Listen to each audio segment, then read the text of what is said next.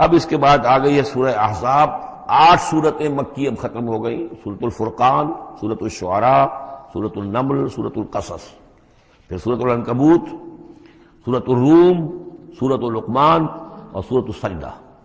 اب یہ سورت ہے واحد، اور یہ نوٹ کر لیجئے اچھی طرح، اس کا جوڑا ہے سورہ نور کے جو ہم پڑھ چکے ہیں.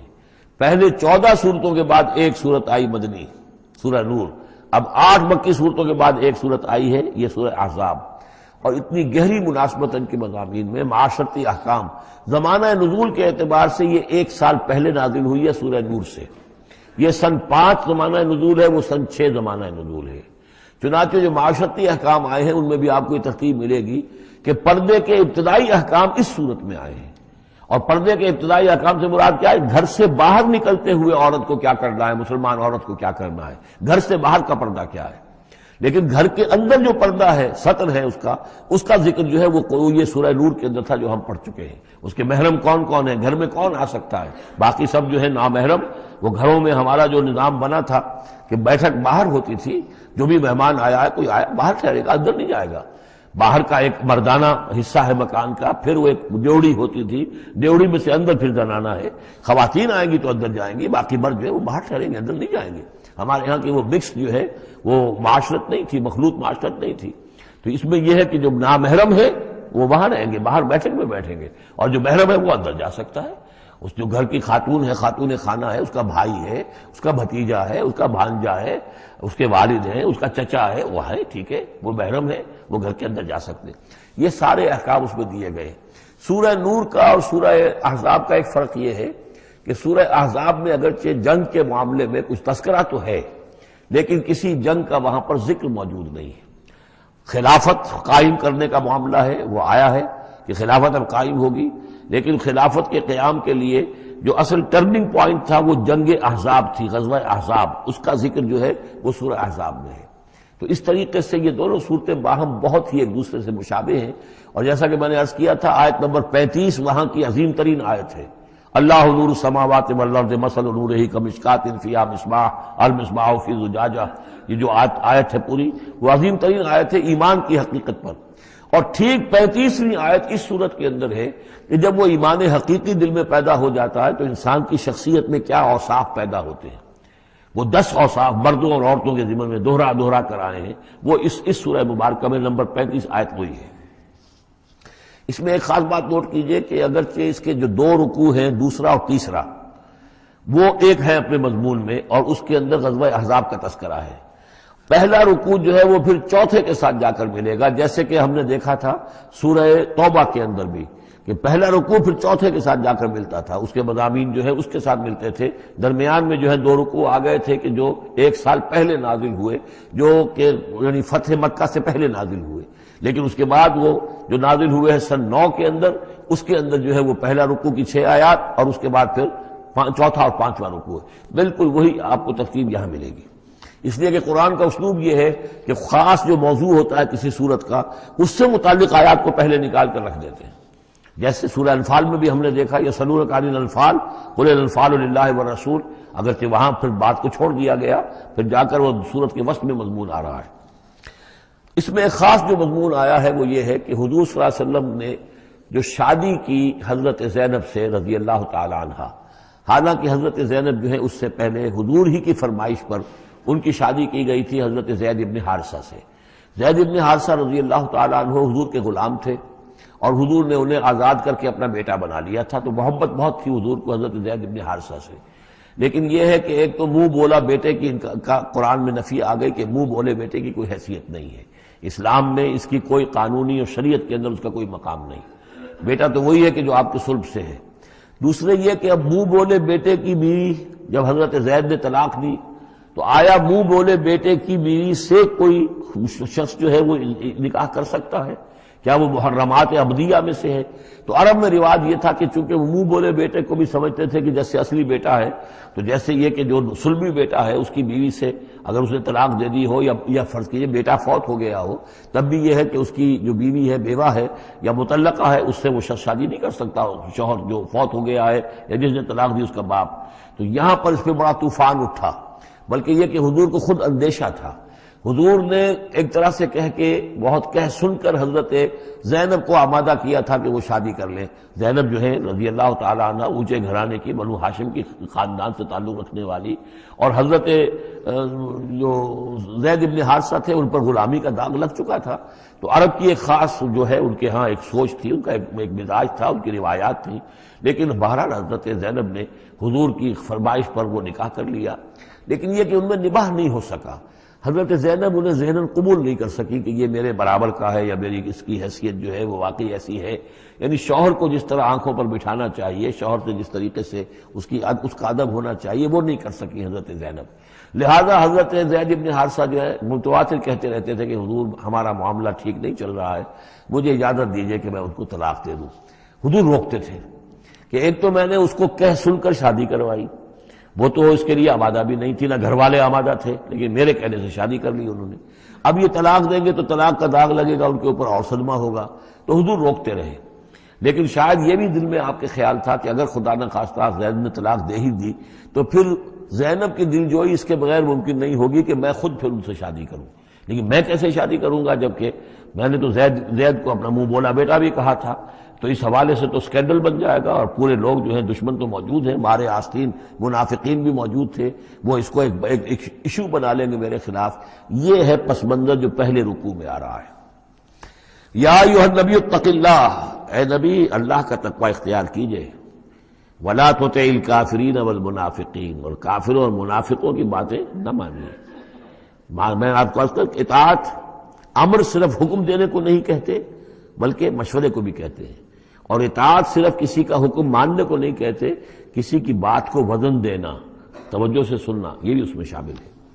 وَلَا تُطِعِ الْكَافِرِينَ وَالْمُنَافِقِينَ، آپ ان کافروں اور منافقین کی بات کا دھیان نہ کریں۔ ان اللہ کان علیما حکیما، یقیناً اللہ تعالی علیم ہے اور حکیم ہے۔ وَاتَّبِعْ مَا یوحیٰ اِلَیکَ مِن رَبِّکَ، اور پیروی کیجئے اس کی کہ جو آپ کی طرف آپ کے رب کی طرف سے وحی کی جا رہی ہے۔ ان اللہ کان بما تعملون خبیرا، اور جو کچھ تم کرتے ہو اللہ اس سے واقف ہے۔ وتوکل علی اللہ، اور اللہ پر توکل کیجئے۔ وکفی باللہ وکیلا، اور اللہ ہے کافی ہے آپ کے توکل کے لیے، آپ کے لیے سہارا، یعنی یہ کہ آپ لوگوں کی جو پروپیگنڈا ہوگا اس کا اندیشہ ہے آپ کو، اس کا بالکل دھیان نہ کیجئے۔ ما جعل اللہ للرجل من قلبین فی جوفہ، اللہ تعالیٰ نے کسی انسان کے دل میں دو دل نہیں رکھے، کسی کے سینے میں، کسی کے پیٹ میں، یہاں پہ جوف جو ہے خالی جگہ کو کہتے ہیں، تو سینے کے اندر، کیونکہ یہ کیویٹی کہلاتی ہے، چیسٹ کیویٹی، اور پھر دوسری جو ہے ایبڈومینل کیویٹی ہے، تو اس میں دو دل نہیں رکھے ہیں، مگر دل ایک ہی ہوتا ہے۔ اسی طریقے سے گویا کہ بات کہی جا رہی ہے، کہنے کو تو ہم کہہ دیتے ہیں کہ دل جو ہے اور ہمارے دل یکجا ہو گئے ہیں، دل سے دل مل گیا، رہتا تو دل ہی رہتا، ایک ہی رہتا ہے انسان کا اپنا دل، لیکن اسی طریقے سے کسی شخص کی دو مائیں نہیں ہوتی، ماں تو وہی ہوتی ہے جس نے اس کو جنا ہے، اور کسی شخص کا بیٹا جو ہے بیٹا وہی ہوتا ہے جو اس کی صلب سے پیدا ہوا ہو، باقی یہ ہے کہ منہ بولا بیٹا جو وہ بیٹا نہیں بن جاتا۔ وما جعل ازواجکم اللہ، اور نہیں اللہ نے بنایا ہے تمہاری ان بیویوں کو، اللہ تظاہرون منہن، کہ جن سے تم زہار کر بیٹھتے ہو۔ یہ زہار کا مضمون سورہ مجادلہ میں آئے گا۔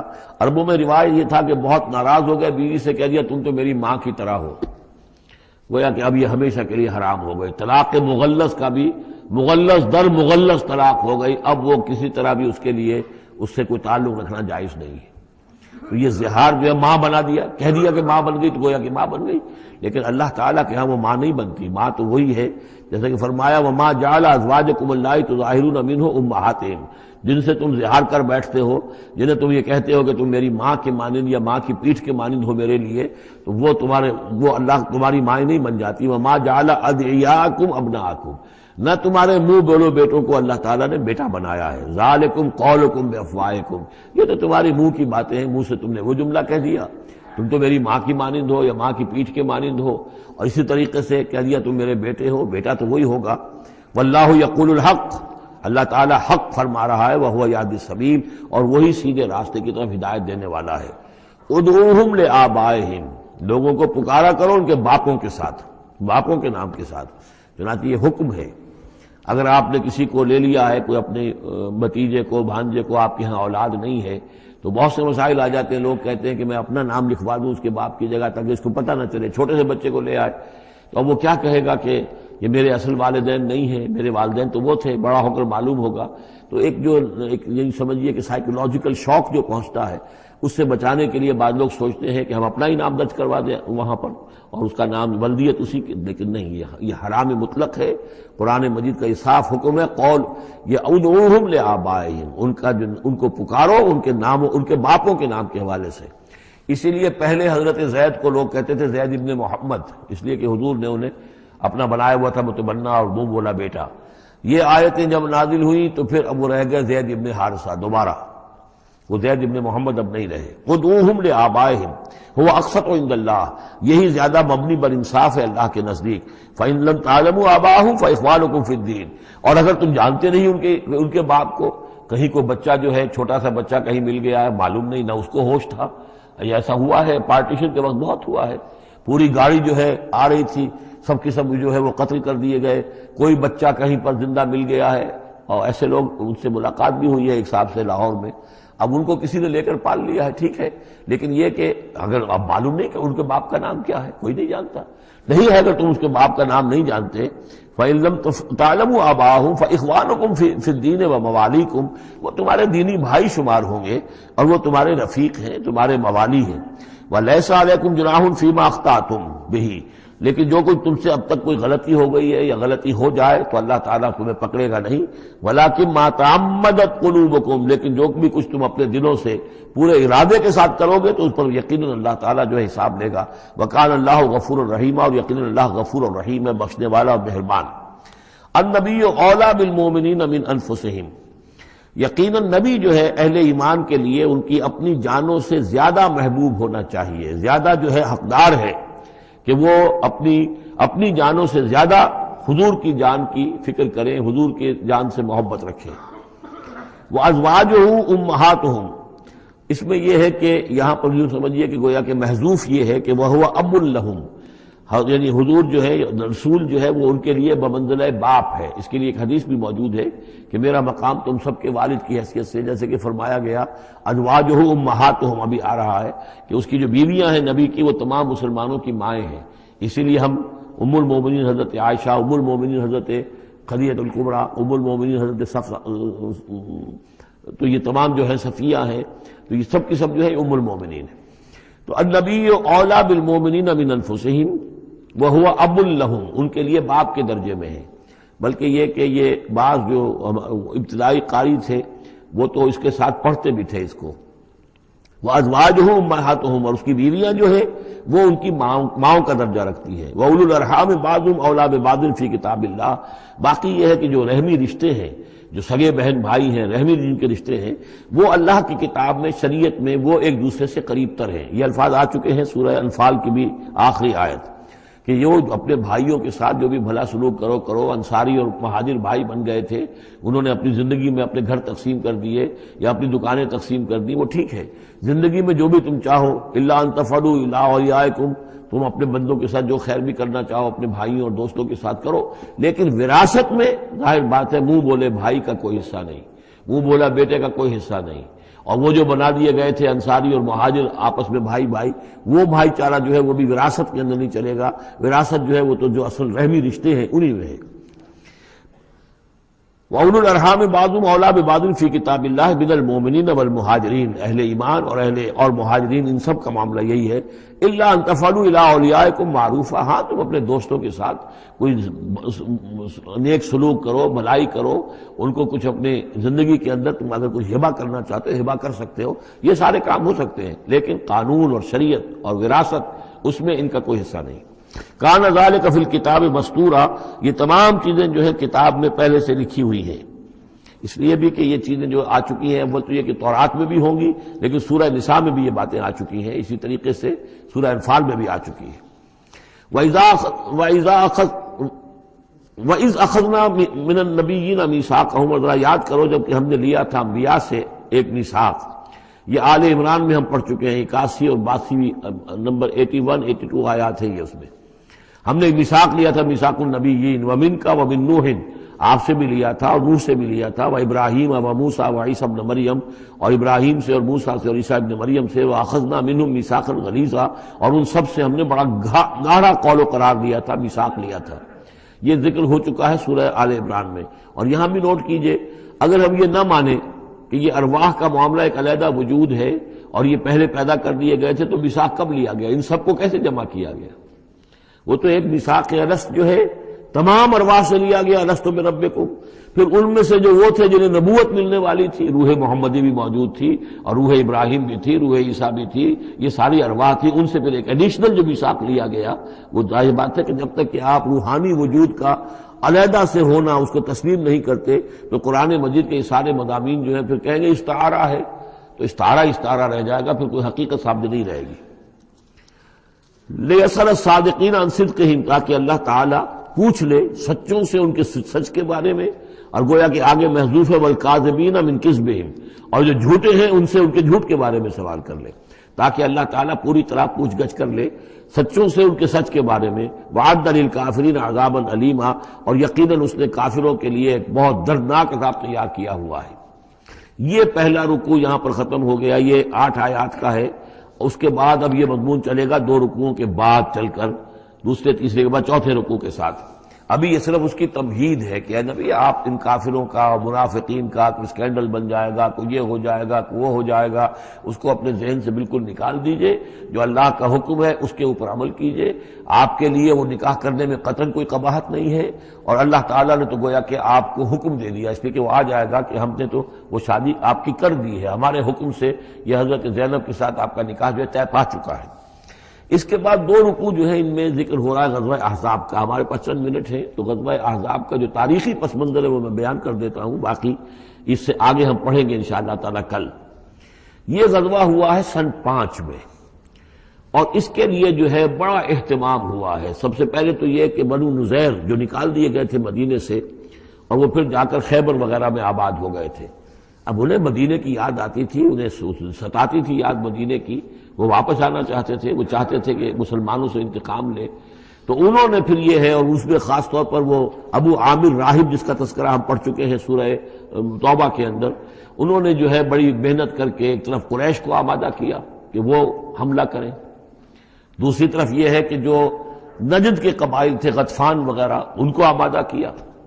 تو یہ ایک گویا سمجھیے کہ متحدہ محاذ بن کر ایک گرینڈ آرمی جو ہے وہ آئی، 12,000 کی فوج، جو عرب میں یوں سمجھیے کہ یہ کوئی انہونی سی بات تھی کہ کوئی اتنی بھی قوت۔ وہ شمال سے بھی آئے، جنوب سے بھی آئے، اور مغرب سے بھی آئے، مشرق سے بھی آئے۔ اس کا نقشہ تو بعد میں جب ہم پڑھیں گے تو کھل جائے گا۔ اب انہوں نے آ کر گھیر لیا مدینے کو، محاصرہ کر کے پڑ گئے۔ اتنی بڑی فوج حضور کے پاس کل اس وقت جو تعداد بنتی تھی 3,000 کی تھی مدینے کے اندر، جن میں کہ منافقین بھی تھے۔ اور دوسری یہ کہ عقب میں وہ بنو قریظہ بھی موجود تھے، ایک قبیلہ بڑے طاقتور قبیلہ تھا، بڑا قبیلہ تھا، ان کی گڑھیاں تھیں، ان کے قلعے تھے، وہ موجود تھے۔ اب پیچھے وہ موجود ہیں، اندیشہ ہے کہ کہیں وہ غداری کریں، جیسے کہ اس سے پہلے بنو قینقاع نے کی یا بنو نذیر نے کی، اس وقت وہ غداری کریں گے، اور اس کی خبریں بھی مل گئی تھی کہ سلسلہ جنبانی ہو چکا ہے اور باہر سے وہ لشکر آ گیا ہے۔ 2 طرف مدینے کے حرات ہیں، چٹانیں ہیں لاوے کی، سیاہ پتھر ہیں اور چکنے ہیں، ان کے اوپر نہ اونٹ چل سکتا ہے اور نہ گھوڑا دوڑ سکتا ہے۔ تو وہ جو حرات ہیں مدینے کے 2 طرف، وہ تو گویا کہ ایک اللہ تعالیٰ کی طرف سے ایک نیچرل پروٹیکشن جو ہے مدینہ کو ملی ہوئی ہے۔ اب 2 طرف جو رہ گئے تو اس میں پیچھے تھے یہ عقب میں جو ہے یہ بنو قریظہ کی گڑھیاں تھیں، اور سامنے کا علاقہ تھا کہ جہاں سے لشکر آ کر جو ہے انہوں نے جو حملہ کرنا تھا۔ تو پھر حضرت سلمان فارسی کے مشورے پر جب یہ مشورہ کیا حضور نے کہ اب اس طرح کیا کیا جائے، اتنا بڑی فوج آ گئی ہے، تو انہوں نے پھر بتایا کہ ہمارے ہاں یہ ایران میں یہ رواج ہے کہ جب اس طرح کی سچویشن ہو تو کھلے میدان میں جا کر لڑنے کی بجائے ہم خندق کھود لیتے ہیں، تاکہ اس خندق کے اندر سے ہو کر پھر یہ ہے کہ جو بھی چھلانگ مار کے آئے گا خندق میں سے اس کو عبور کر کے آئے گا تو ان کے ساتھ مقابلہ کرنا آسان ہے۔ ایک ایک کر کے آئیں گے، 10-10 آئیں گے، ایک دم پورا لشکر جو ہے دوڑ کر جو ہے کیولری ان کی جو ہے گھوڑے دوڑا کر تو نہیں آ سکتے۔ تو اس حوالے سے پھر خندق کھودی گئی۔ بہت ہی یعنی رسد کم تھا، فاقے لوگوں کو ہو رہے تھے، 2-2 3-3 دن کے کھانے کو کچھ نہیں ملا، سردی شدید تھی۔ اس موسم میں پھر طے ہوا کہ خندق کھودو، تو مسلمان خندق بھی کھود رہے تھے، اور اسی دوران یہ خبر بھی مل گئی کہ بنو قریظہ بھی بغاوت پر اور بدعہدی پر آمادہ ہیں۔ یعنی ہر اعتبار سے یہ سمجھ لیجئے کہ اللہ تعالیٰ نے اہل ایمان کے صبر اور امتحان کے لیے ایک بہت ہی سخت خوفناک صورت پیدا کر دی۔ اگرچہ اس کے بعد ہوا کیا، اس میں یہ ہے کہ ایک حضرت نعیم تھے ابو مسعود الاشجعی، نعیم بن ابن مسعود اشجعی، انہوں نے ایک بڑی تدبیر کی، حضور سے آ کر اجازت بھی دی، اشجعی قبیلے کے تھے، وہ باہر کے تھے، مدینے کے نہیں تھے، کہ حضور اگر آپ مجھے اجازت دیں تو میں ان کے مابین کچھ آپس میں بد اعتمادی پیدا کر دوں۔ بنو قریظہ کے پاس گئے کہ دیکھو تم یہاں رہتے ہو، یہ تو باہر سے آئے ہیں، فرض کریں چلیے آپ یہ سمجھتے ہیں کہ وہ جیت جائیں گے اور محمد اور ان کے ساتھیوں کو تم ختم کر دو گے، لیکن یہ بھی سوچو کہ اگر برعکس ہو گیا 10%، 20%، 30%، کوئی امکان ہے کہ نہیں؟ تو تم کیا کرو گے؟ تمہیں تو یہاں رہنا ہے، پھر محمد کے ساتھ پھر تمہارا معاملہ ہوگا، اور ہو سکتا ہے کہ وہ چھوڑ کر چلے جائیں پھر۔ تو تم ایسے کرو کہ ان سے مانگو کہ کچھ لوگ ہاسٹیجز تمہیں دیں اپنے، تاکہ ان کو یقین یہ رہے، تمہیں یقین رہے کہ وہ اپنے وعدے سے پھریں گے نہیں، جو بھی وعدہ انہوں نے کیا ہے تمہارے ساتھ مدد کرنے کا، اور تمہارا جو اندر سے تم مسلمانوں پر حملہ کرو گے تو جو کچھ بھی ان کے وعدے وہ پورے کریں گے۔ انہوں نے کہا بات تو ٹھیک ہے، یہ نعیم جو کہہ رہا ہے یہ بات صحیح ہے۔ تو انہوں نے وہ مطالبہ کیا ان سے، قریش سے، اور وہ جو لشکر باہر پڑے ہوئے تھے 12,000 کے، کہ آپ اپنے کچھ آدمی ہمارے پاس بھیجیے تاکہ ہمیں اعتماد رہے، ہمارے پاس وہ رہیں گے ہاسٹیجز کی حیثیت سے، کہ ہمیں یقین رہے کہ آپ اپنی بات پوری کریں گے۔ ادھر سے جا کے ان سے کہا کہ وہ تم ان کے اوپر کیسے اعتماد کر رہے، وہ تو تمہارے اوپر اعتماد ہی نہیں کرتے، تم سے آدمی مانگ رہے ہیں۔ اور اس طریقے سے ان کے مابین جو ہے وہ ایک فرکشن پیدا کر دی، بد اعتمادی پیدا کر دی۔ ایک تو یہ تدبیر ہوئی، دوسرے یہ کہ سب سارے امتحان پورا ہو گیا اور دودھ کا دودھ پانی کا پانی جدا ہو گیا، اہل ایمان بھی ثابت ہو گئے، ثابت قدم یہ لوگ ہیں، اور منافقین کا بھی جو خب سے باطن تھا ان کی زبانوں پر آ گیا، اور معلوم ہو گیا کہ ان کے دلوں کے اندر نفاق ہے۔ پھر اللہ تعالیٰ نے ایک تیز آندھی بھیجی، وہ آندھی ایسی آئی، جھکڑ ایسا آیا کہ وہ لشکر جو تھا اس کے خیمے اڑ گئے، جہاں دیگیں چڑھی ہوئی تھی چولہوں کے اوپر آگ لگ گئی، اور اس سے ایک افراتفری پیدا ہوئی جس کے نتیجے میں وہ لشکر انہوں نے وہاں سے کیمپ اٹھایا اور چلے گئے۔ باقاعدہ کوئی بڑی لڑائی کی کوئی شکل پیدا ہی نہیں ہوئی، لیکن اللہ نے بس امتحان جو ہے ایک شدید مسلمانوں کا لے لیا۔ یا ایھا الذین آمنوا اذکروا نعمت اللہ علیکم اذ جاءتکم جنود علیہم ریحا وجنودا لم تروها وکان اللہ بما تعملون بصیرا۔ صدق اللہ العظیم۔ رب اشرح لی صدری ویسر لی امری واحلل عقدۃ من لسانی یفقہوا قولی۔ اللہم ربنا الہمنا رشدنا واعذنا من شرور انفسنا۔ اللہم ارنا الحق حقا وارزقنا اتباعہ وارنا الباطل باطلا وارزقنا اجتنابہ۔ اللہم وفقنا لما تحب وترضى۔ اللہم ربنا آنس وحشتنا فی قبورنا وارحمنا بالقرآن العظیم۔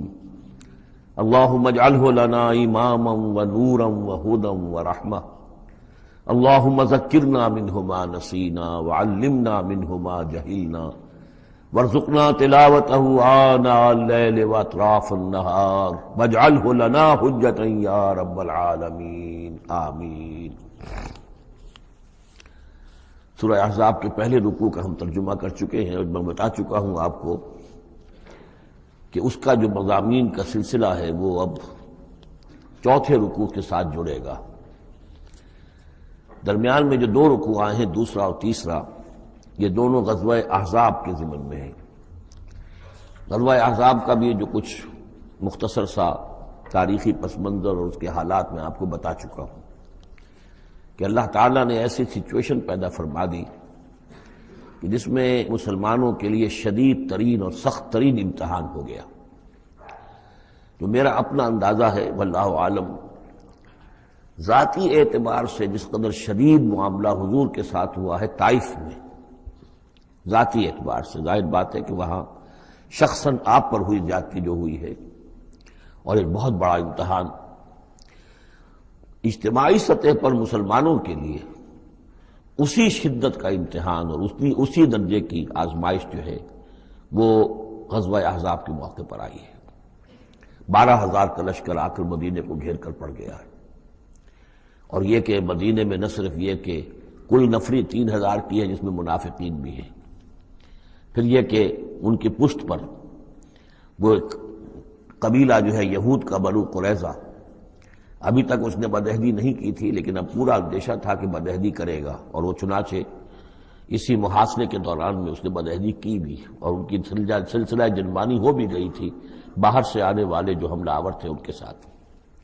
بہرحال اس صورتحال میں جبکہ رسد کی بہت کمی تھی، شدید قحط کی کیفیت تھی، شدید سردی کا موسم ہے، سردی میں ویسے بھی انسان کو غذا کی زیادہ ضرورت ہوتی ہے، اس حال میں پھر خندق کھودنی پڑی مسلمانوں کو۔ تو یوں سمجھیے کہ جو شدید ترین امتحان ہو سکتا تھا وہ اللہ نے لے لیا، جس کا نتیجہ کیا نکلا؟ جو منافق اپنے دلوں میں نفاق کو چھپائے ہوئے تھے وہ نفاق ظاہر ہو گیا، ان کی زبانوں پر آ گیا، اور یہی اصل میں آزمائش کا اصل مقصود ہے، لیمیز الخبیث من الطیب، کہ اللہ تعالیٰ خبیث کو اور طیب کو علیحدہ علیحدہ کر دے، ممیز کر دے۔ جیسا کہ سورہ عنکبوت کے ہم نے پہلے رکوع میں 2 مرتبہ وَلَيَعْلَمَنَّ اللَّهُ الَّذِينَ صَدَقُوا وَلَيَعْلَمَنَّ الْكَاذِبِينَ وَلَيَعْلَمَنَّ الَّذِينَ آمَنُوا وَلَيَعْلَمَنَّ الْمُنَافِقِينَ۔ اللہ تعالیٰ واضح کر دے گا، کھول کر رکھ دے گا کہ کون ہے سچے اور کون ہے جھوٹے، یعنی کون ہے حقیقتاً مومن اور کون ہے منافق۔ تو اس کا یہ فنومینن ہے، یہ گویا کہ جیسے کہ اس وقت سن 5 نبوی میں شدید ترین حالات ہو گئے تھے غلاموں کے لیے، نوجوانوں کے لیے۔ ظاہر بات ہے کہ حضور پر تو اس طرح کی دست درازی نہیں کر سکتے تھے مکے کے لوگ، لیکن غلام تھے یا نوجوان تھے، ان کے اوپر جو ہے جس شدید قسم کی آزمائش آ گئی تھی، اسی طرح کی گویا کہ آزمائش سن 5 نبوی میں یہ غزوہ احزاب کی شکل میں مدنی دور میں آ گئی ہے۔ یہ 5 ہجری ہے، وہ 5 نبوی۔ یا ایھا الذین آمنوا اذکروا نعمت اللہ علیکم، اہل ایمان یاد کرو اللہ کے اس انعام کو جو تم پر ہوا۔ اذ جاءتکم جنود، جب تمہارے پاس تم پر حملہ آور ہوئے بہت سے لشکر، بنو غطفان آئے، بنو فزارہ آئے مشرق کی طرف سے، اور جنوب اور مغرب کی طرف سے جو ہے چلے آ رہے ہیں قریش، اور ان کو جو ہے پوری سپورٹ حاصل ہے شمال سے یہود کی، ان میں وہ کہ بنو نذیر بھی ہیں کہ جو مدینہ ہی سے نکالے گئے تھے، اور اس کے علاوہ یہ کہ خیبر کے یہودی بھی ہیں۔ فارسلنا علیہم ریحًا، تو جب وہ لشکر آ گئے تم پر حملہ آور ہوئے تو ہم نے ان پر ایک آندھی بھیج دی، ایک تیز جھکڑ بھیج دیا۔ وجنودا لم تروها، وہ آندھی تو تم نے بھی دیکھی کہ آندھی آئی ہے، لیکن یہ کہ اور لشکر بھی ہم نے اتارے تھے جو تم نے نہیں دیکھے، یعنی فرشتے۔ وکان اللہ بما تعملون بصیرا، اور جو کچھ تم کر رہے تھے اللہ اسے دیکھ رہا تھا۔ کون اب کس کے منہ پر، کس کی زبان پر نفاق آ گیا ہے، کس کا ایمان اور پختہ ہو گیا ہے۔ تو یہ ایک جملے میں گویا کہ پوری داستان کو تو اللہ نے سمجھ لیا۔ 20-25 دن تک محاصرہ رہا، اکا دکا مبارزت ہوئی۔ عمرو بن عبد ود آیا، وہ ان کا بہت ہی پورے عرب کا معنی ہوا جو ہے، وہ شہ سوار بھی تھا اور بہت بڑا وہ لڑاکا آدمی، 90 برس کی عمر، لیکن یہ کہ اس کے مقابلے میں آنے کی کوئی جرت نہیں کرتا تھا۔ جب وہ آیا ہے اور اس نے اپنے گھوڑے کو وہ ایڑ لگائی ہے کہ چھلانگ مار کر پوری جو تھی وہ خندق اس کو پار کر کے آ گیا، اور اکیلا ادھر آ کے کھڑا ہو گیا کہ آؤ کوئی ہے تمہارا مقابلہ وہ جو مجھ سے کر سکے۔ بہرحال سب لوگ ششدر حیران کہ اب اس کے مقابلے میں کون جائے۔ بالآخر حضرت علی نکلے رضی اللہ تعالیٰ عنہ، تو حضرت علی نے اس سے کہا، بلکہ اس نے کہا کہ میرے مقابلے میں جو کوئی بھی آتا ہے، میری عادت ہے یہ کہ میں اسے پہلے 3 مواقع دیتا ہوں کہ وہ کوئی درخواست مجھ سے کرے جو منظور کر لوں۔ حضرت علی نے کہا میری پہلی درخواست یہ ہے کہ تم ایمان لے آؤ۔ میں کہا نہیں یہ نہیں ہو سکتا۔ اچھا دوسری درخواست میری یہ ہے کہ تم جنگ سے واپس چلے جاؤ۔ انہوں نے کہا یہ بھی نہیں ہو سکتا۔ تیسری بولو۔ تو حضرت علی نے فرمایا اچھا آؤ اب پھر مقابلے میں آؤ، یہ تیسری درخواست یہ ہے کہ آؤ مجھ سے مقابلہ کرو۔ تو وہ ہنسا، قہقہ لگایا کہ میرا اندازہ نہیں تھا کہ پورے عرب میں کوئی شخص مجھے یہ بھی کہہ سکتا ہے کہ مجھ سے آؤ مقابلہ کرو۔ بہرحال حضرت علی نے اسے واصل جہنم کیا رضی اللہ تعالی عنہ وارضاہ۔ تو اس قسم کی اکی دکی مبارزتیں ہوئیں، کوئی باقاعدہ جس کو کہتے ہیں کوئی مٹ بھیڑ لشکروں کی وہ نہیں ہو سکی، لیکن یہ کہ 25 دن کا محاصرہ طول کھینچ گیا تھا۔ ادھر وہ حضرت نعیم ابن مسعود اشجعی نے جو بھی کچھ سلسلہ جلبانی کیا، کوئی سری جھوٹ تو نہیں بولا، لیکن یہ کہ ایک طوریے کے انداز میں ایسی شکل پیدا کر دی کہ جس سے بنی قریظہ کے اور ان کے درمیان بھی کم سے کم بد اعتمادی ضرور پیدا ہو گئی فوری طور پر۔ پھر وہ آندھی آئی شدید، اور اللہ نے جو فرشتے بھیجے انہوں نے کیا کیا یہ ہمیں نہیں معلوم، کیا شکل اختیار کی کہ بہرحال وہ سب کے سب اپنے پڑاؤ اٹھا کر اور چلے گئے۔ لیکن جو اس دوران صورت رہی ہے اس کا نقشہ کھینچا جا رہا ہے۔ اس جاؤکم من فوقکم ومن اسفل منکم، جبکہ وہ آئے لشکر تمہارے اوپر سے بھی تمہارے نیچے سے بھی۔ یہ جو جغرافیائی جو سلسلہ ہے عرب کا، میں نے کئی دفعہ آپ کو بتایا ہے کہ شمالاً جنوباً یہ جو حجاز کا پہاڑی سلسلہ چلتا ہے شمالاً جنوباً، اسی میں مکہ ہے، طائف ہے، مدینہ ہے، اسی کے آخر میں اوپر جا کر تبوک ہے. تو اس پہاڑی سلسلے اور ساحل کے درمیان ایک میدان ہے، یہ تہامہ کہلاتا ہے. تہامہ نیچے ہے، بہرحال میدان ہے وہ، تو اب پہاڑی سلسلہ آیا.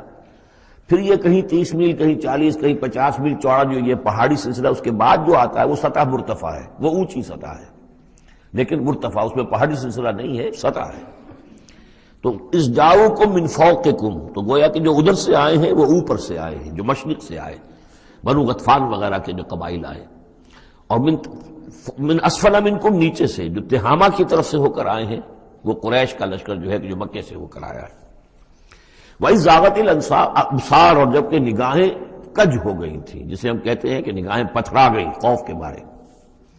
وَبَلَغَتِ الْقُلُوبُ الْحَنَاجِرَ، اور جب دل جو ہے وہ حلق میں آ گئے تھے، ہنسلیوں میں آ کر پھنس گئے تھے. جب آدمی کے اوپر دہشت ہو تو اس طریقے سے معلوم ہوتا ہے، جسے ہم کہتے ہیں دل بلیوں اچھلنے لگا، تو معلوم ہوتا ہے جب دل کی دھڑکن تیز ہوتی ہے کہ شاید وہ نکل جائے گا یہاں سے. وَتَظُنُّونَ بِاللَّهِ الظُّنُونَ، اور تم پھر اللہ کے بارے میں بڑے طرح طرح کے گمان کر رہے تھے، اب دل میں تمہارے خیال آ رہے تھے. هُنَالِكَ ابْتُلِيَ الْمُؤْمِنُونَ، اس وقت اہل ایمان کا خوب امتحان لے لیا گیا، ابتلا خوب ہم نے کر لی، جانچ لیا، پرکھ لیا. وَزُلْزِلُوا زِلْزَالًا شَدِيدًا، اور وہ ہلا مارے گئے، جھنجھوڑ دیے گئے. وَإِذْ يَقُولُ الْمُنَافِقُونَ، اب نتیجہ کیا نکلا؟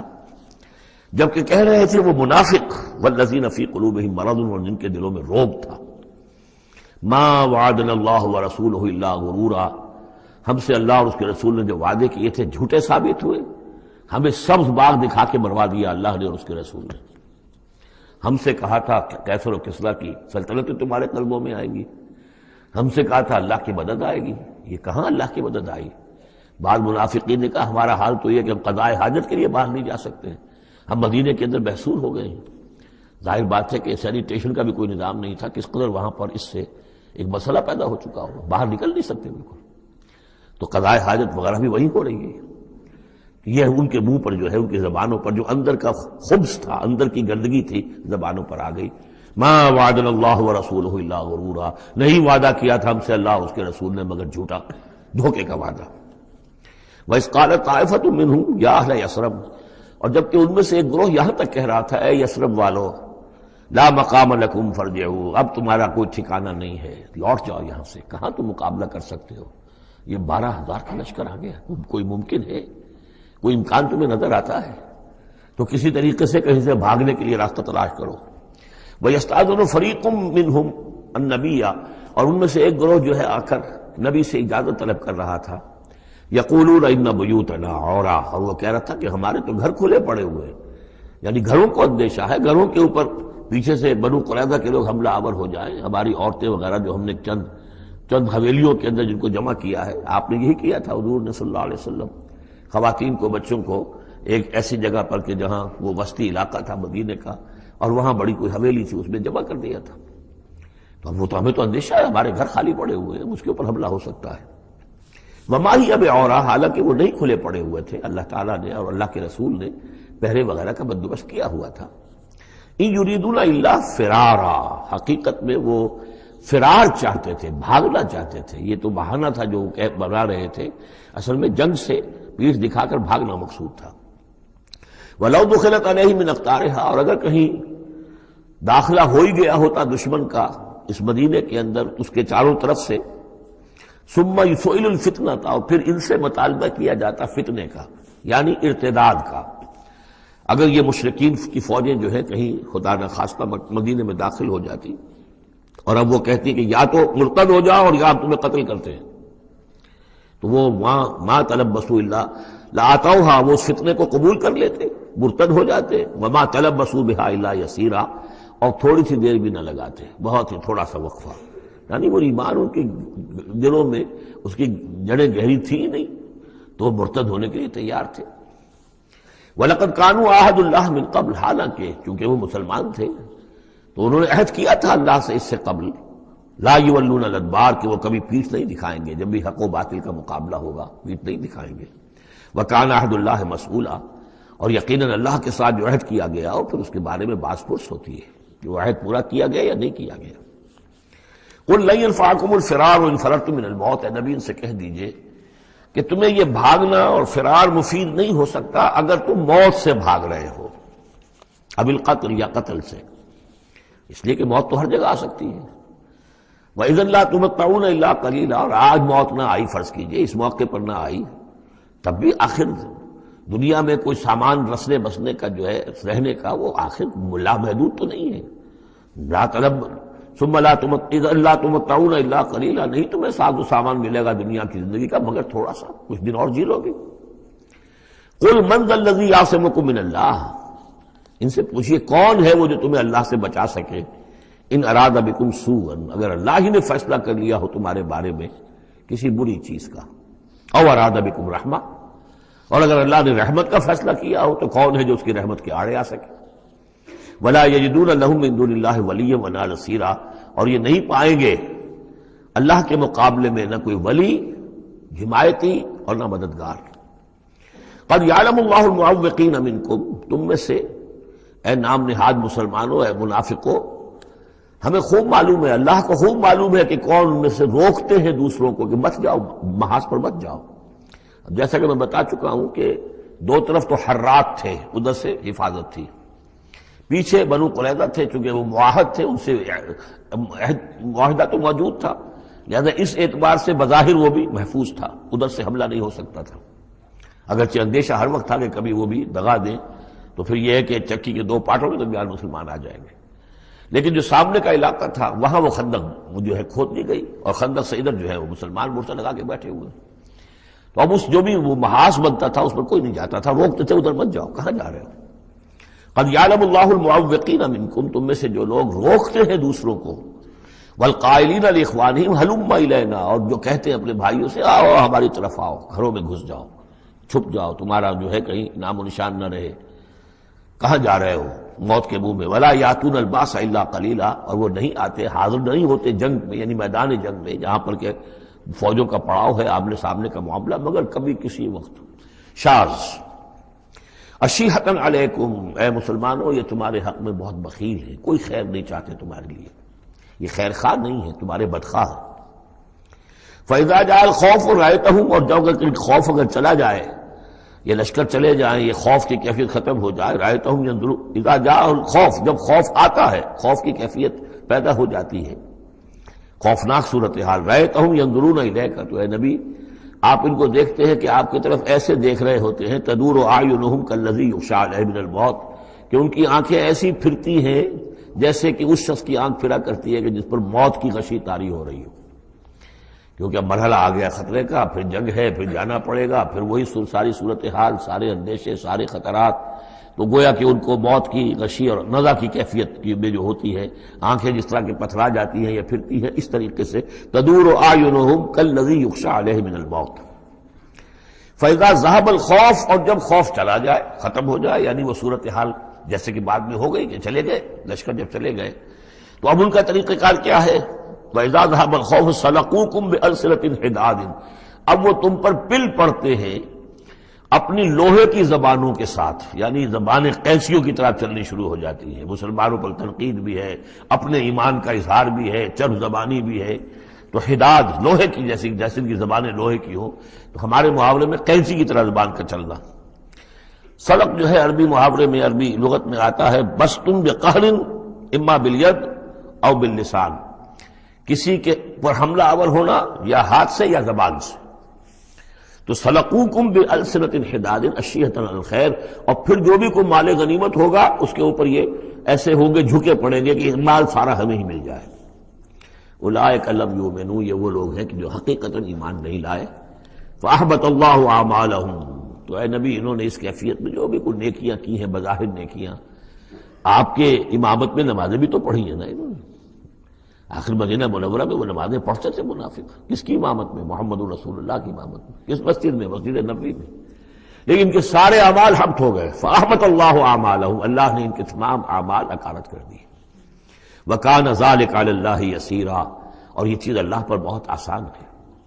یحسبون الاحزاب لم یذهبوا، جبکہ جا چکے ہیں لشکر، ان کا حال یہ ہے کہ ان کے اوپر ابھی تک خوف طاری ہے. جیسے ہوتا ہے کہ کسی بڑے حادثے کے بعد بھی بہت دیر تک اعصاب کے اوپر جو ہے وہ ایک طرح کی کپ کپی طاری رہتی ہے، انسان کے سنسناہٹ سی رہتی ہے، اتنا بڑا حادثہ ہوا ہے.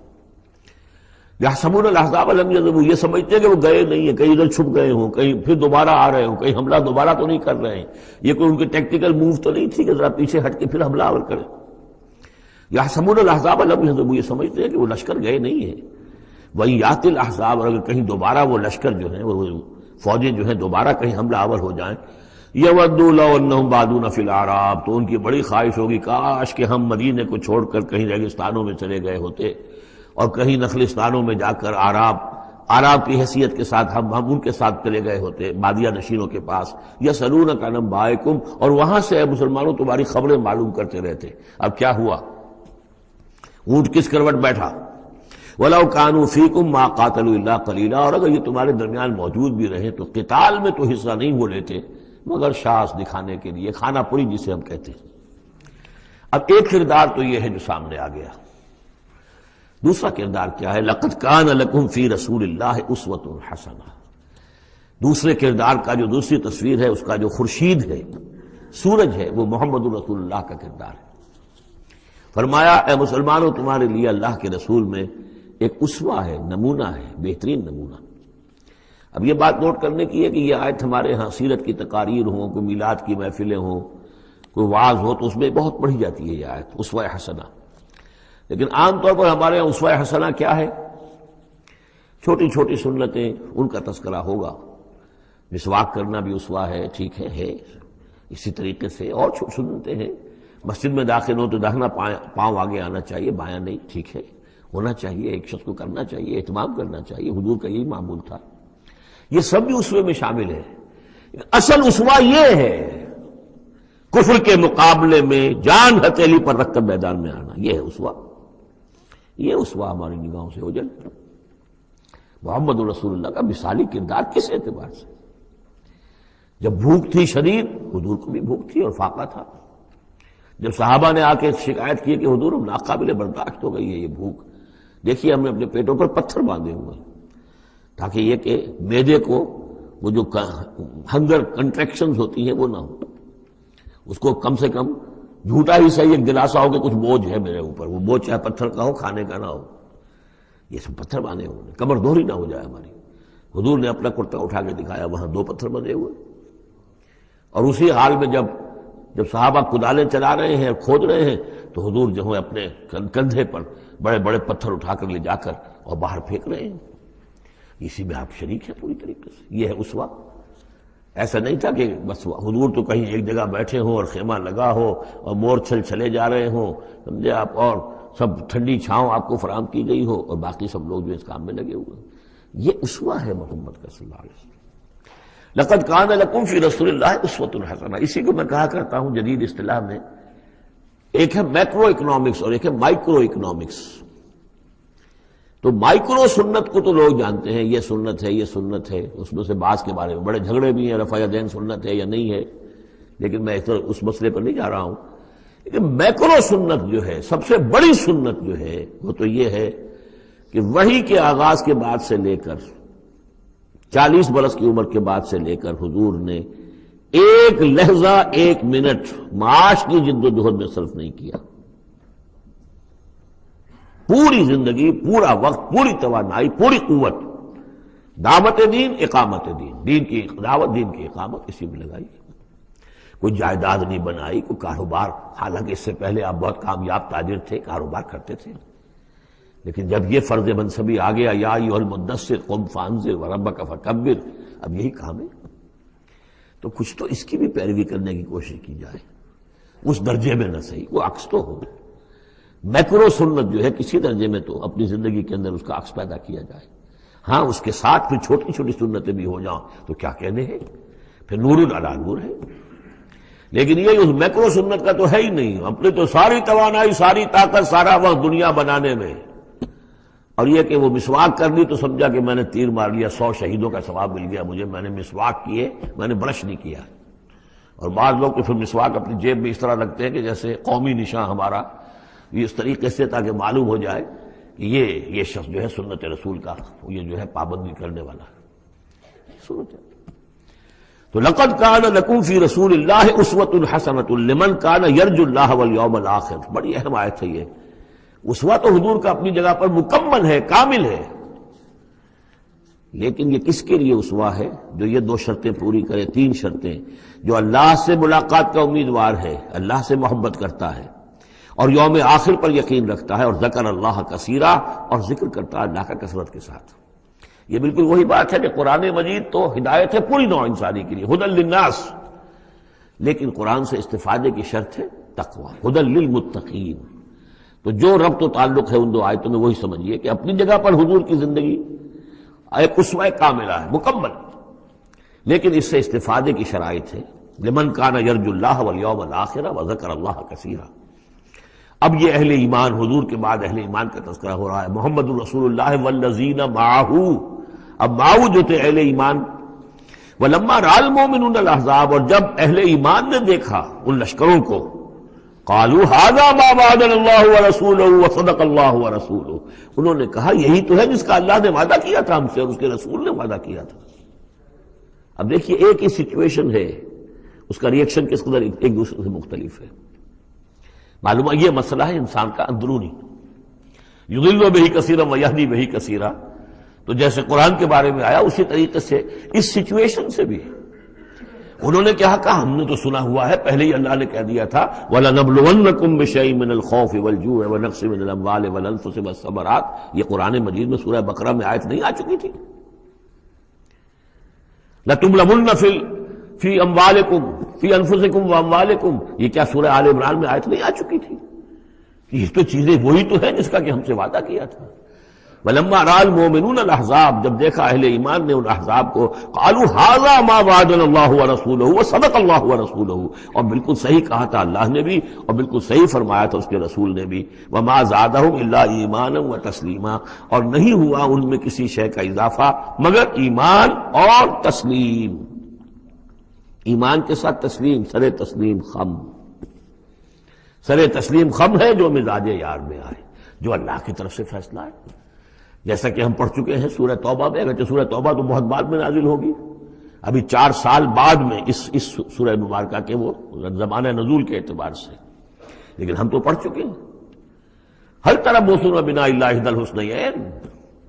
ہمارے لیے تم کیا کس چیز کا انتظار کر سکتے ہو سوائے 2 نہایت اعلیٰ ترین صورتوں کے. ہم سب کے سب شہید ہو جائیں تب بھی ہماری کامیابی ہے، اور ہم کامیاب ہو کر آ جائیں تو تب تو تم بھی مانو گے کامیابی ہے. اس لیے ہمیں تو کوئی اندیشہ ہی نہیں. تو اس میں تسلیم ان کے اندر، اور ہم بھی تسلیم کی خو ڈالیں گے. بے نیازی تیری عادت ہی صحیح. من المؤمنین رجال صدقوا ما عاهدوا الله علیہ، ان اہل ایمان میں وہ جمع مرد لوگ ہیں رضی اللہ تعالی عنہم وارضاہم اجمعین.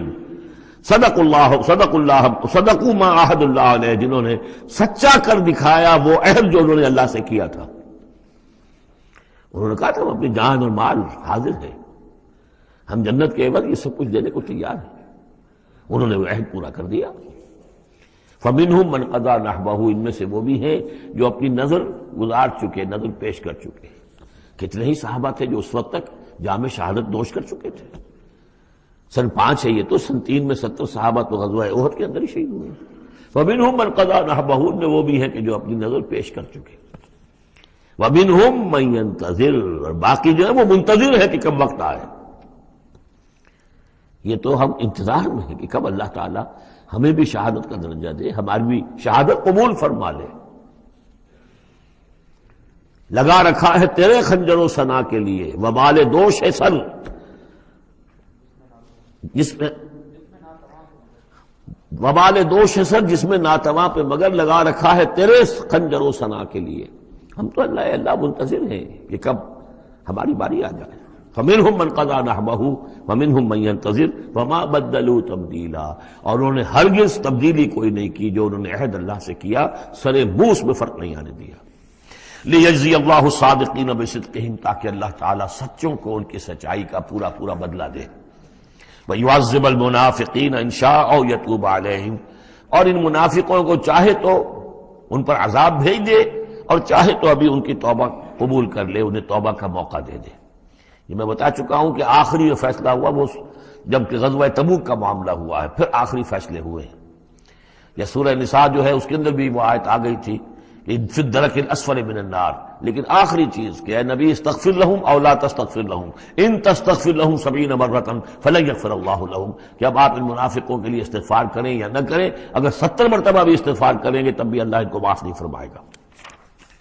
ان اللہ کان غفور الرحیم، یقینا اللہ غفور الرحیم ہے۔ ورد اللہ الذین کفروا، اللہ نے لوٹا دیا ان کافروں کو جو چڑھ کر آئے تھے بڑے شان و شوکت کے ساتھ، وہ پورے لشکر جو ہے سب چلے گئے بغیظہم، وہ اپنے غصے کو ساتھ ہی لے گئے۔ وہ غصہ جو ہے وہ نکالے بغیر، یا تو کوئی جنگ ہوتی، کچھ وہ قتل عام کرتے تو کچھ غصہ ان کا نکلتا، اللہ نے ان کو ان کے غصے کے ساتھ ہی واپس کر دیا۔ ورد اللہ الذین کفروا بغیظہم لم ینالوا خیرا، انہیں کوئی خیر حاصل نہ ہو سکا، کوئی فتح ہوتی، کوئی کارنامہ سر انجام دیا ہوتا، کچھ نہیں۔ وکفى اللہ المؤمنین القتال، اور اللہ کافی رہا اہل ایمان کی طرف سے قتال کے لیے۔ اہل ایمان کو تو جنگ کی نوبت ہی نہیں آئی، کھلی جنگ تو ہوئی نہیں، اللہ نے خود ہی آندھی بھیج کر اور جو بھی اپنی خفیہ تدابیر ہیں، جو بھی اپنی مدد تھی فرشتوں کے ذریعے سے، اللہ تعالیٰ نے گویا کہ اہل ایمان کو اس امتحان میں سے تو گزار دیا، باقی یہ کہ کوئی غزو نہیں پہنچنے دیا۔ وکان اللہ قویا عزیزا، اور یقیناً اللہ تعالیٰ قوی اور عزیز ہے، زبردست ہے، قوت والا ہے۔ وانزل الذین ظاہروہم، اب یہ دوسرا ہے، اس کا جو ضمیمہ ہے غزوہ احزاب کا، وہ غزوہ بنی قریظہ ہے۔ روایات میں آتا ہے کہ حضور نے غزوہ، جب یہ لشکر چلے گئے، غزوہ احزاب ختم ہو گیا تو آ کر واپس گھر آ کر اپنے ہتھیار وغیرہ اتارے، زرہ اتاری، تو حضرت جبرائیل آئے کہ آپ نے ہتھیار اتار دی، ہم نے تو ابھی اتارے نہیں ہیں، ابھی بنو قریظہ کو کیفر کردار تک پہنچانا ہے۔ انہوں نے جو غداری کی اس موقع پر، اپنے عہد کو توڑا ہے، اس کی سزا انہیں دینی ہے۔ چنانچہ حضور نے حکم دیا کہ اب کوئی مسلمان جو ہے عصر کی نماز نہ پڑھے یا کوئی مغرب کی نماز نہ پڑھے، جو بھی کوئی وقت معین کیا، جب تک کہ وہ بنی قریظہ کے علاقے میں پہنچ نہ جائے۔ وہاں جا کر اب وہاں جا کے پھر ان کا گھیراؤ کیا گیا، محاصرہ ہوا۔ وہ محاصرہ بھی خاصا طویل ہوا، ان کا قلعہ بڑا مضبوط تھا، لیکن تنگ آ کر بالآخر انہوں نے ہتھیار ڈال دیے اور یہ کہا کہ سعد بن معاذ جو رئیس اوس تھے اور ان کے حلیف تھے، اوس کے قبیلے کے ساتھ ان کی پرانی جو ہے وہ حلیفی تعلقات تھے، حلیفانہ تعلقات، کل جو وہ فیصلہ کر دیں گے ہمیں منظور ہوگا۔ تو حضرت سعد بن معاذ رضی اللہ تعالی عنہ، جو تورات میں فیصلہ لکھا ہوا ہے بد عہدی کا، کہ قوم اگر تمہارے ساتھ بد عہدی کرے اور اس کے بعد اللہ تمہیں ان پر فتح دے دے تو کیا کرو، اس کے مطابق فیصلہ سنایا کہ ان کے جتنے جوان ہیں اس قبیلے کے جو جنگ کرنے کے قابل ہیں ان کو قتل کر دیا جائے، اور باقی جو ان کے بوڑھے ہوں یا اور ہوں، مرد ہوں، بچے ہوں، عورتیں ہوں، ان کو جو ہے غلام بنا لیا جائے، ان کا سارا مال ضبط ہو جائے گا۔ تو بدترین سزا جو ہے ان تین قبیلوں میں سے، جن میں سے ایک قبیلہ تھا بنی قینقاع کا، ایک تھا بنو نضیر، یہ دونوں تو صرف جلا وطن ہوئے، لیکن بدترین سزا پھر ان کو دی گئی ہے۔ وانزل الذین ظاہروہم من اہل الکتاب، اور اللہ نے اتار لیا ان کو کہ جنہوں نے گٹھ جوڑ کیا تھا ان کے ساتھ، کافروں کے ساتھ، مشرکین کے ساتھ اہل کتاب میں سے، من سیاسیہم، ان کے قلعوں سے، قلعوں میں تو تھے، گڑھیاں تھیں ان کی، لیکن اس سے پھر اتر آئے، ہتھیار ڈال دیے۔ وَقَذَفَ فِي قُلُوبِهِمُ الرُّعْبَ، اور اللہ نے ان کے دلوں میں رعب ڈال دیا۔ فَرِيقًا تَقْتُلُونَ، تو اب تم ایک ان میں سے کچھ کو تم قتل کر رہے ہو، وَتَأْسِرُونَ فَرِيقًا، اور کچھ کو تم نے اسیر بنا لیا ہے اور قیدی بنا لیا ہے، حضرت سعد بن معاذ کے فیصلے کے مطابق۔ وَأَوْرَثَكُمْ أَرْضَهُمْ وَدِيَارَهُمْ، اللہ نے تمہیں وارث بنا دیا ان کی زمینوں کا بھی اور ان کے مکانوں کا، گھروں کا، ان کے قلعوں کا، وَأَمْوَالَهُمْ، اور ان کے اموال کا، وَأَرْضًا لَّن تَطَئُوهَا، اور ابھی بہت سی زمینیں ہیں جن پہ ابھی تمہارے قدم نہیں گئے، اللہ تعالیٰ تمہیں وہ دے گا۔ چنانچہ اس کے بعد اللہ نے فتح دینی جو شروع کی ہے۔ غزوہ احزاب جو ہے در حقیقت یہ ایک ٹرننگ پوائنٹ تھا حضور کی سیرت کے اندر، اس لیے کہ اس کے بعد حضور نے کہہ بھی دیا تھا، غزوہ احزاب کے بعد صحابہ کو خوشخبری دے دی تھی، لن تغزوکم قریش بعد عامکم ھذا، مسلمانوں اس سال کے بعد اب قریش تم پر دوبارہ حملہ آور نہیں ہوں گے۔ ان کی آخری یہ اٹیمپٹ تھی جو انہوں نے کر لی ہے، اب ان میں ہمت نہیں ہوگی کہ وہ دوبارہ چڑھائی کر کے آئیں، وَلَٰكِنَّكُمْ تَغْزُونَهُمْ، بلکہ اب تم چڑھائی کرو گے۔ وہ چڑھائی اگلے ہی سال سن 6 میں حضور نے کی، لیکن حضور نے کس طرح کی چڑھائی کی کہ عمرے کے لیے جا رہے ہیں ہم، تو ہتھیار نہیں ہے، ہتھیار بند ہے، احرام باندھا ہوا ہے، اب ایک ایسی سچویشن پیدا ہوئی مکے والوں کے لیے، نہ وہ نگلا جائے نہ اگلا جائے، کہ ان کی پرانی روایات ہیں یہ کہ کسی کو بھی عمرے کے لیے حج کے لیے کوئی آئے اسے نہیں روک سکتے، لیکن مسلمانوں کو کیسے آنے دیں؟ اور روکے تو کیسے روکیں؟ بالآخر انہوں نے فیصلہ کیا ہم کسی ضرورت نہیں آنے دیں گے۔ ادھر حضور نے پھر جو ہے بیعت لے لی کہ اب یہاں سے ہم کوئی بھی زندہ نہیں جائے گا، سب جانے یہیں دے دیں گے۔ بیعت علی الموت، بیعت رضوان جو ہوئی اس موقع پر وہ بیعت علی الموت تھی، یہیں پر جانے دے دیں گے۔ جس کی خبریں وہاں پہنچی تو ان کے چھکے چھوٹ گئے۔ بہرحال پھر صلح ہوئی، جس صلح کو کہا ہے اللہ تعالیٰ نے انا فتحنا لک فتحا مبینا، تو فتح کا جو ہے دروازہ کھل گیا ہے غزوہ احزاب کے فوراً بعد، اور اسی کی طرف اشارہ ہے وہ ارضا لم تطئوہا، ابھی بہت سی زمینیں جن پر مسلمانوں تمہارے قدم نہیں پہنچے، تمہارے قدم نہیں پہنچے، ابھی تم نے گھوڑے نہیں دوڑائے ہیں، ابھی وہ تو زمینیں اب کہاں سے کہاں تک آپ سمجھیے کہ 30 سال کے اندر اندر کہاں سے کہاں تک مسلمانوں کی حکومت ہو گئی۔ تو وہ سارا اشارہ اس میں ہے، خاص طور پہ خیبر سن 7 میں یہودیوں کا گڑھ فتح ہو گیا۔ وَكَانَ اللَّهُ عَلَىٰ كُلِّ شَيْءٍ قَدِيرًا، اور اللہ تعالیٰ ہر چیز پر قادر ہے۔ اب یہاں سے وہ مضمون شروع ہو رہا ہے کہ جو پہلے رکوع میں تھا، کچھ جو مجلسی اصلاحات ہیں، یوں سمجھیے کہ ان کی پہلی قسط وہ ہے جو سورہ احزاب میں آ رہی ہے۔ 5ویں سال عرب میں پردے کا رواج نہیں تھا، چادر کا رواج تھا، مرد بھی عورت بھی، باہر جب نکلتا تھا تو ایک لمبی سی چادر لے کر، لیکن یہ کہ مردوں کے صرف کندھے پر وہ پڑی ہوتی تھی، عورتیں یہ ضرور تھا کہ اسے اپنا تقریباً پورے جسم میں وہ لپیٹ لیتی تھی اس میں، لیکن چہرے کا کچھ نہیں، سر پہ کچھ نہیں، سر پر اگر ہو گیا ورنہ چہرہ کھلا۔ یہ وہاں کے رواج تھے، گھروں میں بے دھڑک جا رہے ہیں آ رہے ہیں، اور جو بھی تھا وہاں پر جو صورتحال تھی۔ اب اس میں جو تدریجاً اصلاح کی گئی تو پہلی بات جو سمجھنے کی ہے وہ یہ ہے کہ اصلاح کا آغاز ہوا، چیریٹی بگنز ایٹ ہوم، نبی کے گھر سے آغاز کیا گیا، اور نبی کی بیویوں کو سب سے پہلے مخاطب کیا گیا، اس لیے کہ یہاں سے اس کا آغاز ہوگا۔ اور اس میں ایک بڑا لطیف نکتہ یہ ہے کہ حضور صلی اللہ علیہ وسلم جو اسوہ حسنہ ہے کامل، تو مردوں کے لیے تو کامل اسوہ حسنہ ہے حضور صلی اللہ علیہ وسلم، باپ کی حیثیت سے، بیٹے کی حیثیت سے، داماد کی حیثیت سے، خسر کی حیثیت سے، قاضی القضات کی حیثیت سے، سپہ سالار کی حیثیت سے، ہیڈ آف دی اسٹیٹ کی حیثیت سے، امام کی حیثیت سے، خطیب کی حیثیت سے، معلم کی حیثیت سے، مربی اور مزکی کی حیثیت سے، جتنی حیثیتیں آپ گن سکتے ہیں حضور کی سیرت میں اسوہ موجود ہے۔ ایک پہلو سے اسوے میں کمی ہے، اور وہ کمی کیا ہے؟ عورتوں کے جو خاص نسوانی معاملات ہوتے ہیں اس میں تو حضور اسوہ نہیں بن سکتے، حضور تو مرد ہیں، تو عورتوں کی زندگی کا ایک حصہ ہے کہ نہیں؟ تو عورتوں کے لیے اسوہ کون ہے؟ وہ آپ کے ازواج مطہرات کو اسوہ بنایا جا رہا ہے، اس لیے اصلاح کا عمل ان سے شروع کیا گیا، اور ان کو گویا کہ کہہ دیا گیا کہ تم اگر نیکی کرو گی دوہرا اجر پاؤ گی، کیوں کہ تمہیں تو دیکھ کر تمام مسلمان خواتین نے جو ہے تمہارے نقش قدم کی پیروی کرنی ہے، اور خدا نے خاصہ تم نے کوئی غلط حرکت کی تو تمہیں دوہری سزا ملے گی، اس لیے کہ تم تو ان کے لیے اب اسوہ ہو۔ تو گویا کہ اسی سورہ مبارکہ میں حضور کے بارے میں آیت آئی ہے لَقَدْ كَانَ لَكُمْ فِي رَسُولِ اللَّهِ أُسْوَةٌ حَسَنَةٌ، لیکن حضور کے اس اسوے میں جو ایک پہلو سے کمی ہے کہ خواتین کے لیے ان کے جو مخصوص نسوانی معاملات ہیں ان کے لیے حضور کی شخصیت میں اسوہ نہیں ہے، اس خلا کو پر کیا ہے ازواج مطہرات کے ذریعے سے۔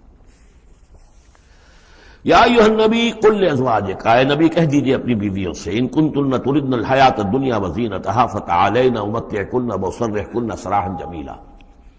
یہ واقعہ ایلا ہے۔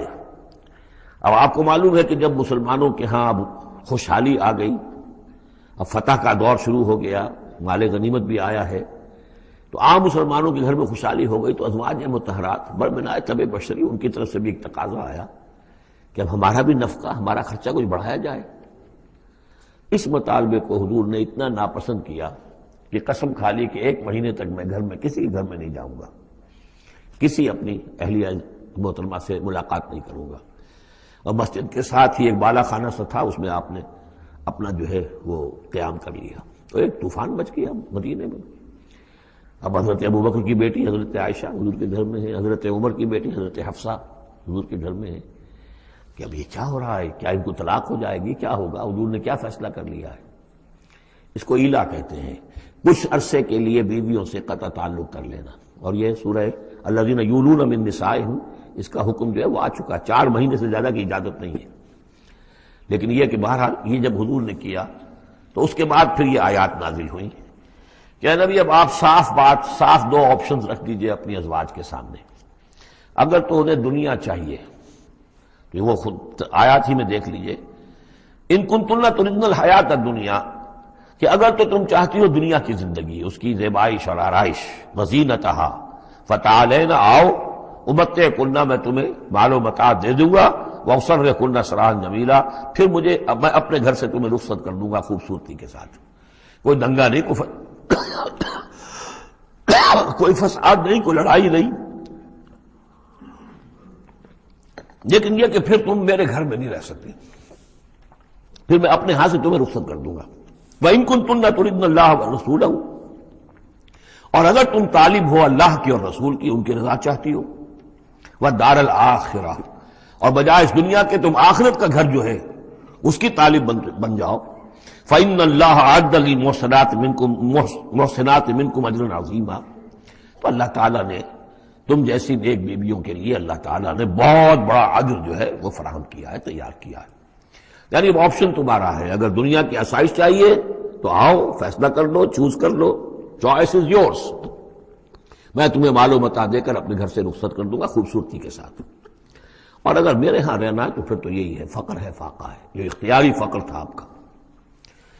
اور اس میں ظاہر بات واقعہ یہی ہے کہ جب یہ بات رکھی گئی سب سے پہلے حضرت عائشہ نے کہا میں تو اللہ اور اس کے رسول کو منتخب کرتی ہوں، اور ایک ایک کر کے تمام ازواج نے یہ کہا، اپنے تمام مطالبات سے وہ دستبردار ہو گئی. اور پوری زندگی اس طرح گزری ہے کہ کبھی دو وقت جو ہے چولہا گرم نہیں ہوا ہے محمد کے گھر میں صلی اللہ علیہ، کسی بھی گھر میں، کسی بھی زوجہ محترمہ کے گھر میں. یا نساء النبی من یات منکن بفاحشۃ مبینۃ، اے نبی کی بیویوں، اگر خدا نہ خواستہ بالفرض تم میں سے کسی کی طرف سے کسی کھلی بے حیائی کا ارتکاب ہوا، یضاف لہ العذاب ضعفین، اسے عذاب دیا جائے گا دگنا. وکان ذلک علی اللہ یسیرا، اور یہ اللہ پر بہت آسان ہے. یہ نہ سمجھنا نبی کی بیوی ہے تو نبی ہمیں بچا لے گا. اسی لیے قرآن مجید میں بار بار آتا ہے حضرت نوح کی بیوی، حضرت لوط کی بیوی. حضرت لوط کی بیوی کا ذکر بہت زیادہ ہے. نبی بھی اپنی بیوی کو نہیں بچا سکتا اگر اس کا اپنا کردار غلط ہے، اس کا اپنا جو رویہ ہے صحیح نہیں ہے، اگر اس ایمان اور عمل صالح سے محروم ہے تو کچھ نہیں.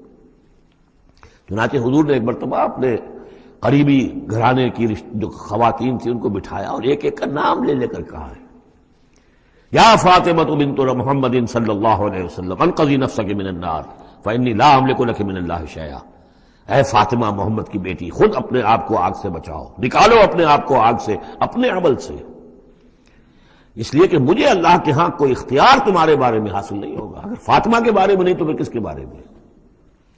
یا صفیہ تو امت رسول اللہ، اے صفیہ اللہ کے رسول کی پھوپھی، انقذی نفسک من النار فانی لا املک لک من اللہ شیئا، اپنے آپ کو جہنم کی آگ سے بچانے کی کوشش کرو، اس سے نکالو اپنے آپ کو، اور میں قیامت کے دن، میں اللہ کے محاسبے کے وقت میں تمہارے کام نہیں آ سکوں گا.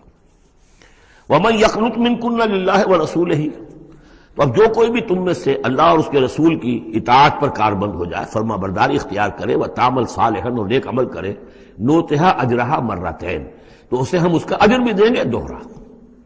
غلطی کرو گی تو سزا دگنی، اور صحیح طرز عمل ہوگا ایمان اور عمل صالح والا تو اجر بھی تمہارا دگنا ہوگا. اعتدنا لہا رزقا کریما، اور اس کے لیے اللہ تعالیٰ نے، ہم نے بہت ہی رزق کریم باعزت روزی کا اہتمام جنات کے اندر کیا ہوا ہے. یا نساء نبی لستن کاحد من النساء، اے نبی کی بیویوں تم عام عورتوں کے مانند نہیں ہو، تم نبی کی بیویاں ہو. یہاں اس کو سمجھ لیجیے، مراد کیا ہے کہ تمہیں اسوہ بننا ہے امت کی تمام خواتین کے لیے تا قیامت. لستن کاحد من النساء. اب پہلی ہدایت یہ دی گئی ان اتقیتن فلا تخضعن بالقول. اب ظاہر بات ہے وہ پہلی یوں سمجھیے کہ جو میں معاشرے کا نقشہ میں کھینچ چکا ہوں، تو لوگ آتے تھے گفتگو کرتے تھے بے دھڑک. پہلی بات تو یہ آپ نے فرمائی کہ اگر تم تقوی دل میں رکھو اور لوگوں سے بات کرتے ہوئے اپنی آواز میں لوچ پیدا نہ کرو، نرمی پیدا نہ کرو. ظاہر بات ہے عورت کی آواز اس کے اندر مرد کے لیے کشش ہے، اور اگر کہیں طرح اس میں لوچ بھی ہو تو اگر کسی کے دل میں کوئی خباثت ہے، کوئی گندگی ہے، منافق بھی تو اسی معاشرے میں تھے نا، اور وہ تو کوئی موقع نہیں جانے دینا چاہتے تھے کوئی سکینڈل اٹھانے کا حضور کے خلاف اگر ہو جائے. سورہ نور میں ہم پڑھ چکے ہیں کہ حضرت عائشہ تک پر توبت لگ گئی. تو یہ کہ اگر فیطمع الذی فی قلبہ مرض، کہ کہیں تم تو اپنی شرافت اور مروت کی وجہ سے نرم انداز میں بات کرو، اور جس کے دل میں کوئی روگ ہے، منافقت کا روگ ہے، بیماری ہے، وہ کوئی اور ہی امید لگا لے کہ شاید ان کی کوئی توقع، شاید میں یعنی یہاں پہ اگر کوئی محنت کروں، کوشش کروں تو شاید میری دال گل جائے، کسی بری نیت اور ارادے کو دل میں پال لے۔ وَقُلْنَ قَوْلًا مَعْرُوفًا، بات کرو بڑی معروف انداز میں، لیکن انداز جو ہے اس میں وہ سختی کا ہونا چاہیے، بجائے اس کے کہ اس کے اندر وہ نرمی ہو اور شیرینی ہو۔ وَقَرْنَ فِي بُيُوتِكُنَّ، دوسری ہدایت، اپنے گھروں کے اندر قرار پکڑو، تمہارا اصل مقام جو ہے وہ گھر ہے۔ اب یہ اصول دیے جا رہے ہیں، یعنی سمجھئے کہ یہ اصلاحات جو ہو رہی ہیں، مخلوط معاشرہ نہیں ہے اسلامی معاشرہ، عورت کا اصل مقام اس کا گھر ہے، ماں کی حیثیت سے، بہن کی حیثیت سے، بیٹی کی حیثیت سے، بیوی کی حیثیت سے، گھر کے اندر۔ وَقَرْنَ فِي بُيُوتِكُنَّ وَلَا تَبَرَّجْنَ تَبَرُّجَ الْجَاهِلِيَّةِ الْأُولَىٰ، اور مت نکلو باہر بن سور کر جیسے کہ جاہلیت اولیٰ میں رواج تھا۔ جاہلیت، پچھلی جاہلیت جو تھی، اسلام کے آنے سے پہلے جو تہذیب، جو کلچر وہاں تھا، وہ طریقتکم المثلیٰ، وہ بھی کہتے ہوں گے کہ ہمارا بڑا مثالی کلچر ہے یہ، اس کلچر کو چھوڑو۔ اور یہ جو بن سمر کر باہر نکلنے والی بات ہے کہ تبرج کہتے ہیں کہ نمایاں ہونا، یعنی عورت اگر بناؤ سگار کر کے نکلتی ہے مردوں میں تو کیا چاہتی ہے؟ وہی چاہتی ہے کہ لوگوں کی نگاہیں میری طرف اٹھے، میں توجہات کا مرکز بن جاؤں۔ یہ کام اب چھوڑ دو بالکل، اگر خدا نے خواستہ کہیں ہے بھی کسی کا کوئی پس منظر میں، تو اس کی دوسری ہدایت یہ آئی، گھروں میں قرار پکڑو، گھروں میں رہو، گھروں میں بیٹھو۔ وَقَرْنَ فِي بُيُوتِكُنَّ وَلَا تَبَرَّجْنَ تَبَرُّجَ الْجَاهِلِيَّةِ الْأُولَىٰ وَأَقِمْنَ الصَّلَاةَ وَآتِينَ الزَّكَاةَ وَأَطِعْنَ اللَّهَ وَرَسُولَهُ، اور نماز قائم کرو اور زکوٰۃ ادا کرو اور اللہ کی اور اس کے رسول کی اطاعت پر کاربند رہو۔ إِنَّمَا يُرِيدُ اللَّهُ لِيُذْهِبَ عَنكُمُ الرِّجْسَ أَهْلَ الْبَيْتِ وَيُطَهِّرَكُمْ تَطْهِيرًا۔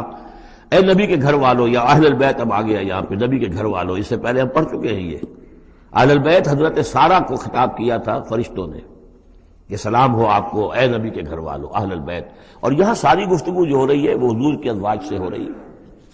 تو اہل بیت اصلاً ہیں حضور کی ازواج مطہرات۔ البتہ یہ ہم مانتے ہیں کہ حدیث ہے، حضور نے یہ چاہا ہے، جو آپ کو محبت تھی حضرت فاطمہ سے، حضرت علی سے اور حضرات حسنین سے رضی اللہ تعالی عنہم، آپ نے فرمایا اللہم ہؤلاء اہل بیتی، اے اللہ یہ بھی میرے اہل بیت ہے، بس یہاں پر بھی کا اضافہ کر لیجئے، کوئی حرج نہیں۔ اصل اہل بیت ازواج مطہرات ہے، لیکن اے اللہ یہ بھی میرے اہل بیت ہے۔ تو فرمایا اے نبی کے گھر والوں، یعنی اے نبی کی بیویوں، اللہ تعالیٰ یہ چاہتا ہے کہ تم سے ہر نوع کی برائی کو، گندگی کو بالکل دور کر کے تمہیں پاک اور صاف کر دے، یطہرکم تطہیرا، پوری طرح پاک اور صاف کر دے۔ کیوں؟ تمہیں اسوہ بننا ہے، تمہیں نمونہ بننا ہے۔ نمونہ تو بے داغ ہونا چاہیے، جیسے محمد رسول اللہ صلی اللہ علیہ وسلم کی شخصیت ہے، آئیڈیل پرسنالٹی، آئیڈیل، تو آئیڈیل تو بے داغ ہونا چاہیے۔ اسی طریقے سے تم جس مقام پر ہو کہ اب خواتین امت کے لیے، پوری امت مسلمہ کی عورتوں کے لیے تمہیں اسوہ بننا ہے۔ وَاذْكُرْنَ مَا يُتْلَىٰ فِي بُيُوتِكُنَّ، اور ذرا یاد کیا کرو جو کچھ کے تلاوت کی جاتی ہے تمہارے گھروں میں، من آیات اللہ، اللہ کی آیات میں سے، تمہارے گھروں میں وہی اترتی ہے، محمد رسول اللہ صلی اللہ علیہ وسلم۔ بلکہ ایک خاص جو مقام ہے حضرت عائشہ کا، وہ تو حضور نے فرمایا ہے کہ کسی اور میری بیوی کے لحاف میں، جبکہ ایک ہی لحاف میں حضور بھی تھے اور حضرت عائشہ بھی تھی، تو مجھ پر وہی نازل نہیں ہوئی سوائے عائشہ کے لحاف کے۔ لحاف کے اندر بھی وہی نازل ہو رہی ہے، وہ تو دل پہ نازل ہوتی تھی، اس کے اندر تو کوئی دروازے نہیں کھولنے پڑتے تھے کہ حضرت جبریل آئے دروازہ کھولو پھر وہی لے کر آئے ہیں۔ وہ تو یہ کہ فرشتہ ہے اور دل پر نازل کر رہا ہے۔ تو فرمایا کہ تمہارے گھروں میں اللہ کی آیات کی تلاوت کی جا رہی ہے، والحکمہ، اور نبی کی زبان مبارک سے جو احادیث ہیں جو آپ بیان کر رہے ہیں، سب سے بڑھ کر تو تمہارے سامنے آ رہی ہے حکمت نبوی، یعنی وہ جو وحی خفی ہے اس کا بھی سب سے بڑھ کر تمہارے سامنے جو ہے چرچا ہو رہا ہے۔ ان اللہ کان لطیفا خبیرا، یقین اللہ تعالیٰ بہت باریک بین ہے اور باخبر ہے۔ اب وہ آیت آ گئی ہے، آیت نمبر 35، جس کا میں نے تذکرہ کیا تھا، سورہ نور کی آیت نمبر 35، وہ ہے حقیقت ایمان پر۔ اللہ نور السماوات والارض مثل نورہ کمشکاۃ فیہا مصباح، المصباح فی زجاجہ، الزجاجۃ کأنہا کوکب دری یوقد من شجرۃ مبارکۃ زیتونۃ لا شرقیۃ ولا غربیہ یکاد زیتها یضیء ولو لم تمسسہ نار نور علی نور یہدی اللہ لنورہ من یشاء ویضرب اللہ الامثال للناس واللہ بکل شیء علیم۔ یہ ایک آیت ہے، بڑی آیت ہے، ایمان کی ماہیت، ایمان کی حقیقت، ایمان کے اجزاء ترکیبی۔ اب اس ایمان کا ظہور جو انسانی شخصیت میں ہوتا ہے، اور اس کو اب یہاں پہ 10 صفات جو ہے گنوائی گئی ہیں، لیکن چونکہ یہاں پہ اس سورہ مبارکہ کا بھی اور سورہ نور کا بھی جیسا کہ ان دونوں کا مضمون یہ ہے کہ وہ جو معاشرتی اصلاح اور ان میں خواتین جو ہیں ان کے مسائل کو خاص طور پہ لایا جا رہا ہے، تو عام طور پر تو قرآن میں یہ ہے کہ جو حکم بھی ہے وہ مذکر کے صیغے میں آ جاتا ہے، مردوں سے خطاب کر کے، لیکن عورتیں بھی اس کی مخاطب ہیں، جسے برسبیل تغلیب کہتے ہیں، قاعدہ ہے کہ بظاہر خطاب ہے اقیم الصلاۃ، مذکر کا صیغہ ہے، لیکن یہ خطاب جو ہے یہ عورتوں سے بھی ہے، اللہ یہ کہ ابھی ہم نے پڑھا اقمنا الصلاۃ، یہ یہاں مؤنث کے اس میں بھی آ گیا، لیکن عام طور پر قرآن میں جو آیا ہے وہ تو مذکر کا صیغہ ہے، لیکن یہاں آپ دیکھیں گے کہ ان کیفیات کو اور خصوصیات کو جو ایمان کے ثمرات اور نتائج ہیں ان کو دہرا کر مردوں اور عورتوں کے لیے علیحدہ علیحدہ بالکل پوری صراحت کے ساتھ، ان المسلمین والمسلمات، یقیناً مسلمان مرد اور مسلمان عورتیں، یعنی اطاعت کر لینے والی، سر تسلیم قلب کرنے والے مرد اور عورتیں، والمومنین والمومنات، اور مومن مرد اور مومن عورتیں، والقانتین والقانتات، اور فرما بردار مرد اور فرما بردار عورتیں، والصادقین والصادقات، اور راست باز مرد اور راست باز عورتیں، صدق قول بھی، صدق مقال اور صدق عمل، صدق کردار، والصابرین والصابرات، اور صبر کرنے والے مرد اور صبر کرنے والی عورتیں، والخاشعین والخاشعات، اور اللہ کے سامنے جھکے رہنے والے مرد اور جھکے رہنے والی عورتیں، والمتصدقین والمتصدقات، اور اللہ کے لیے صدقہ دینے والے مرد اور صدقہ دینے والی عورتیں، والصائمین والصائمات، اور روزہ رکھنے والے مرد اور روزہ رکھنے والی عورتیں، والحافظین فروجہم والحافظات، اور اپنے شرمگاہوں کی حفاظت کرنے والے مرد اور اپنی شرمگاہوں کی حفاظت کرنے والی عورتیں، والذاکرین اللہ کثیرا والذاکرات، اور کثرت کے ساتھ اللہ کا ذکر کرنے والے مرد اور ذکر کرنے والی عورتیں، اعد اللہ لہم مغفرۃ واجرا عظیما، اللہ تعالیٰ نے ان سب کے لیے مغفرت اور بہت بڑا اجر تیار کر رکھا ہے۔ اللہم ربنا اجعلنا منہم، اللہم ربنا اجعلنا منہم۔ اب وہ مسئلہ آ رہا ہے کہ جس کی تمہید ہوئی تھی پہلے رکوع میں، حضرت زینب رضی اللہ تعالیٰ عنہ سے حضور کی شادی کا معاملہ، اور اس سے پہلے حضور کے کہنے کی وجہ سے حضرت زینب کا نکاح جو حضرت زید ابن حارثہ سے ہوا، پھر زید ابن حارثہ رضی اللہ تعالیٰ عنہ نے جو ان کو طلاق دینی چاہی، پھر حضور کے دل میں جو یہ خیال ہوا کہ میں نے پہلے تو حکم دے کر نکاح پر مجبور کیا، اب اگر یہ داغ لگ جاتا ہے زینب کو تو گویا کہ پھر تو ایک ہی شکل رہ جائے گی اس کی دلجوئی کی، تلافی کی، کہ میں خود نکاح کروں۔ اب میں خود نکاح کروں گا تو چونکہ زید میرا منہ بولا بیٹا رہا ہے پہلے، ایک طوفان اٹھ کھڑا ہوگا، حالانکہ اس میں بات کوئی نہیں تھی، لیکن یہ کہ حضور نے اس کی وجہ سے یہ سمجھا کہ یہ مصلحت کے خلاف ہوگا، تو اسی گویا کہ آپ اسی ششپنج میں تھے کہ یہ آیات نازل ہو گئی۔ پہلی آیت میں تذکرہ ہے اس کا کہ جو حضور کے کہنے کی بنا پر حضرت زینب اور ان کے بھائی آمادہ ہوئے نکاح پر، ورنہ وہ آمادہ نہیں تھے زید بن حارثہ سے نکاح پر۔ وَمَا كَانَ لِمُؤْمِنٍ وَلَا مُؤْمِنَةٍ إِذَا قَضَى اللَّهُ وَرَسُولُهُ أَمْرًا أَن يَكُونَ لَهُمُ الْخِيَرَةُ مِنْ أَمْرِهِمْ، یہ کسی بھی مومن مرد اور کسی بھی مومن عورت کے لیے یہ روا نہیں ہے کہ جب اللہ اور اس کا رسول کسی شے کا فیصلہ کر دیں تو پھر بھی انہیں یہ خیال ہو کہ ہمارے پاس آپشن باقی ہے، ہمیں اختیار حاصل ہے۔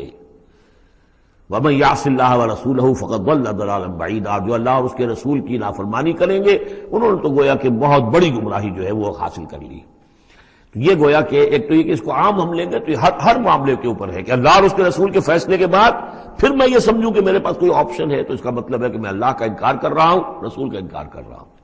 پس منظر میں وہی ہے کہ حضور کی فرمائش جو تھی ابتداءً تو چونکہ امیمہ ابن عبد المطلب حضور کی پھپھی تھی جن کی بیٹی ہیں حضرت زینب، کا اونچا خاندان ہے، اور ادھر یہ ہے کہ حضرت زید ابن حارثہ غلام رہے ہیں، اگرچہ تھے شریف خاندانوں میں سے عرب کے، لیکن کبھی انہیں کہیں پکڑ کر کہیں کسی نے لا کر غلام بنا کر بیچ دیا تھا تو داغ تو لگ گیا غلامی کا، اور اس معاشرے میں وہ داغ پھر دھلتا نہیں تھا ایک دفعہ لگ جانے کے بعد۔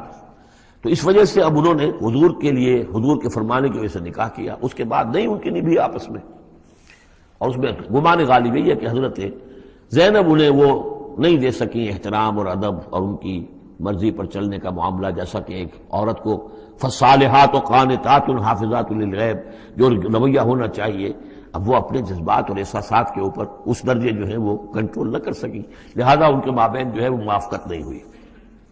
تو حضرت زید نے کئی دفعہ کہا کہ حضور میں پھر ان کو فارغ کر دینا چاہتا ہوں، طلاق دینا چاہتا ہوں۔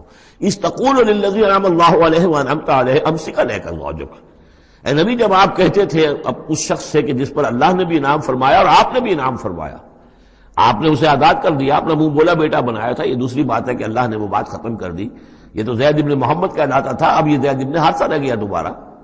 آپ اس سے کہتے رہے امسک علیک زوجک، نہیں اپنی بیوی کو روکے رکھو، گھر میں آباد رکھو، ذرا اور کوشش کرو، ذرا اور کہ مزاجوں کی موافقت ہو جائے۔ واتق اللہ، اللہ سے ڈرو، اللہ کا تقوی اختیار کرو۔ وتخفی فی نفسک ما اللہ مبدیہ، اور آپ اپنے دل میں چھپائے ہوئے تھے وہ بات جس کو کہ اللہ تعالیٰ اللہ مبدی، جسے اللہ تعالیٰ کھولنا چاہتا ہے۔ وتخشى الناس، آپ لوگوں سے ڈر رہے تھے، واللہ احق ان تخشاہ، جبکہ اللہ زیادہ حقدار ہے اس کا کہ آپ اس سے ڈریں۔ فلما قضا زید منہا وطرا، تو جب زید نے اس سے آخری قطع تعلق کر لیا، یعنی زکوٰۃ بھی دے دی، وہ طلاق بھی دے دی اور پھر عدت بھی پوری ہو گئی، زوجناکہا، اے نبی ہم نے تزویج کر دی ہے اس کی تمہارے ساتھ، زوجہ بنا دیا ہے، ہم نے نکاح کر دیا ہے۔ حضرت زینب پھر یہ کہا کرتی تھیں، دوسری ازواج مطہرات سے فخر کرتی تھیں کہ تمہارے نکاح سب کے جو ہیں زمین پر ہوئے، میرا نکاح آسمان پر ہوا ہے۔ جب حضور نے شادی کی ان سے پھر تو اللہ نے نکاح کیا، اللہ نے نکاح پڑھایا ہے۔ زوجناکہا، ہم نے اسے آپ کی زوجیت میں دے دیا، کہ لا یکون علی المؤمنین حرج فی ازواج ادعیائہم، تاکہ یہ آئندہ کے لیے یہ جاہلی رسم کا خاتمہ ہو جائے اور منہ بولے بیٹوں کی بیویوں کے بارے میں اہل ایمان پر کوئی تنگی نہ رہے۔ منہ بولا بیٹا تھا، اس کی بیوی تھی، بیٹا فرض کیجیے فوت ہو گیا وہ، تو اس کی بیوی سے وہ بیوہ ہو گئی ہے، تو آپ شادی کر سکتے ہیں۔ اسی طریقے سے اگر وہ اس کو طلاق دے دی ہے، شادی کر سکتا ہے۔ یہ محرمات ابدیہ میں سے نہیں ہے، محرمات ابدیہ کی فہرست سورہ نساء کے اندر آ چکی ہے۔ وکان امر اللہ مفعولا، اور یہ تو اللہ کا وہ فیصلہ تھا کہ جو بہرحال پورا ہو کر رہنا تھا۔ یعنی یہ سب کچھ جو ہوا ہے نبی، اس میں بھی ہماری حکمت تھی، مصلحت تھی۔ کسی اور کے ذریعے سے یہ بات ہوتا تو یہ رسم ٹوٹتی نہ۔ بعض چیزیں رسمیں ایسی ہوتی ہیں کہ اتنی گہری ہوتی ہیں، ان کے اوپر لوگوں کا اتنا جو وثوق ہوتا ہے، یہ تو جب تک آپ کے ذریعے سے یہ رسم جو ہے غلط نہ ٹوٹتی تو اس کے ٹوٹنے کا امکان نہیں تھا۔ ہم نے اس کے لیے یہ سارا معاملہ کیا ہے۔ ما کان علی النبی من حرج فیما فرض اللہ لہ، نبی پر کوئی حرج نہیں ہے، کوئی مضائقہ نہیں ہے اس چیز میں جو اللہ نے اس کے اوپر عائد کر دی ہے، فرض کر دی ہے۔ سنت اللہ فی الذین خلوا من قبل، اور یہ اللہ کا وہ طریقہ ہے جو ان لوگوں کے بارے میں رہا جو پہلے گزر چکے، اللہ کے نبیوں کے ساتھ، رسولوں کے ساتھ اللہ کا یہی معاملہ رہا ہے۔ وکان امر اللہ قدرا مقدورا، اور یہ تو اللہ کا وہ معاملہ تھا کہ جو گویا کہ طے تھا، مقرر ہو چکا تھا، ہماری مشیت میں یہ پہلے سے طے تھا۔ الذین یبلغون رسالات اللہ، ہے وہ اللہ کے نبی کہ جو ہم اللہ کے پیغامات کو پہنچانے پر مامور ہوتے ہیں، وَيَخْشَوْنَهُ، اور صرف اسی سے ڈرتے ہیں، وَلَا يَخْشَوْنَ أَحَدًا إِلَّا اللَّهُ، اور نہیں ڈرتے کسی اور سے اللہ کے سوا، وَكَفَى بِاللَّهِ حَسِيبًا، اور اللہ تعالیٰ کافی ہے کفایت کرنے والا یا حساب لینے والا۔ مَا كَانَ مُحَمَّدٌ أَبَا أَحَدٍ مِّن رِجَالِكُمْ، دیکھو محمد تم میں سے کسی مرد کے باپ نہیں ہے۔ حضور کو اللہ تعالیٰ نے اولاد نرینہ نہیں دی، جو دی تھی بچپن ہی میں اسے اٹھا لیا۔ آخری عمر میں بھی یہ سمجھیے کہ حضرت ان کا نام کیا تھا، ماریہ قبطیہ، ان کے بطن سے حضرت ابراہیم کی ولادت ہوئی ہے۔ اور یہ ایک عجیب مسئلہ ہے کہ حضرت ابراہیم کے عقد میں یا آپ کے نکاح میں آئیں ہاجرہ، وہ بھی مصر کی تھیں، جن سے اسماعیل کی ولادت ہوئی۔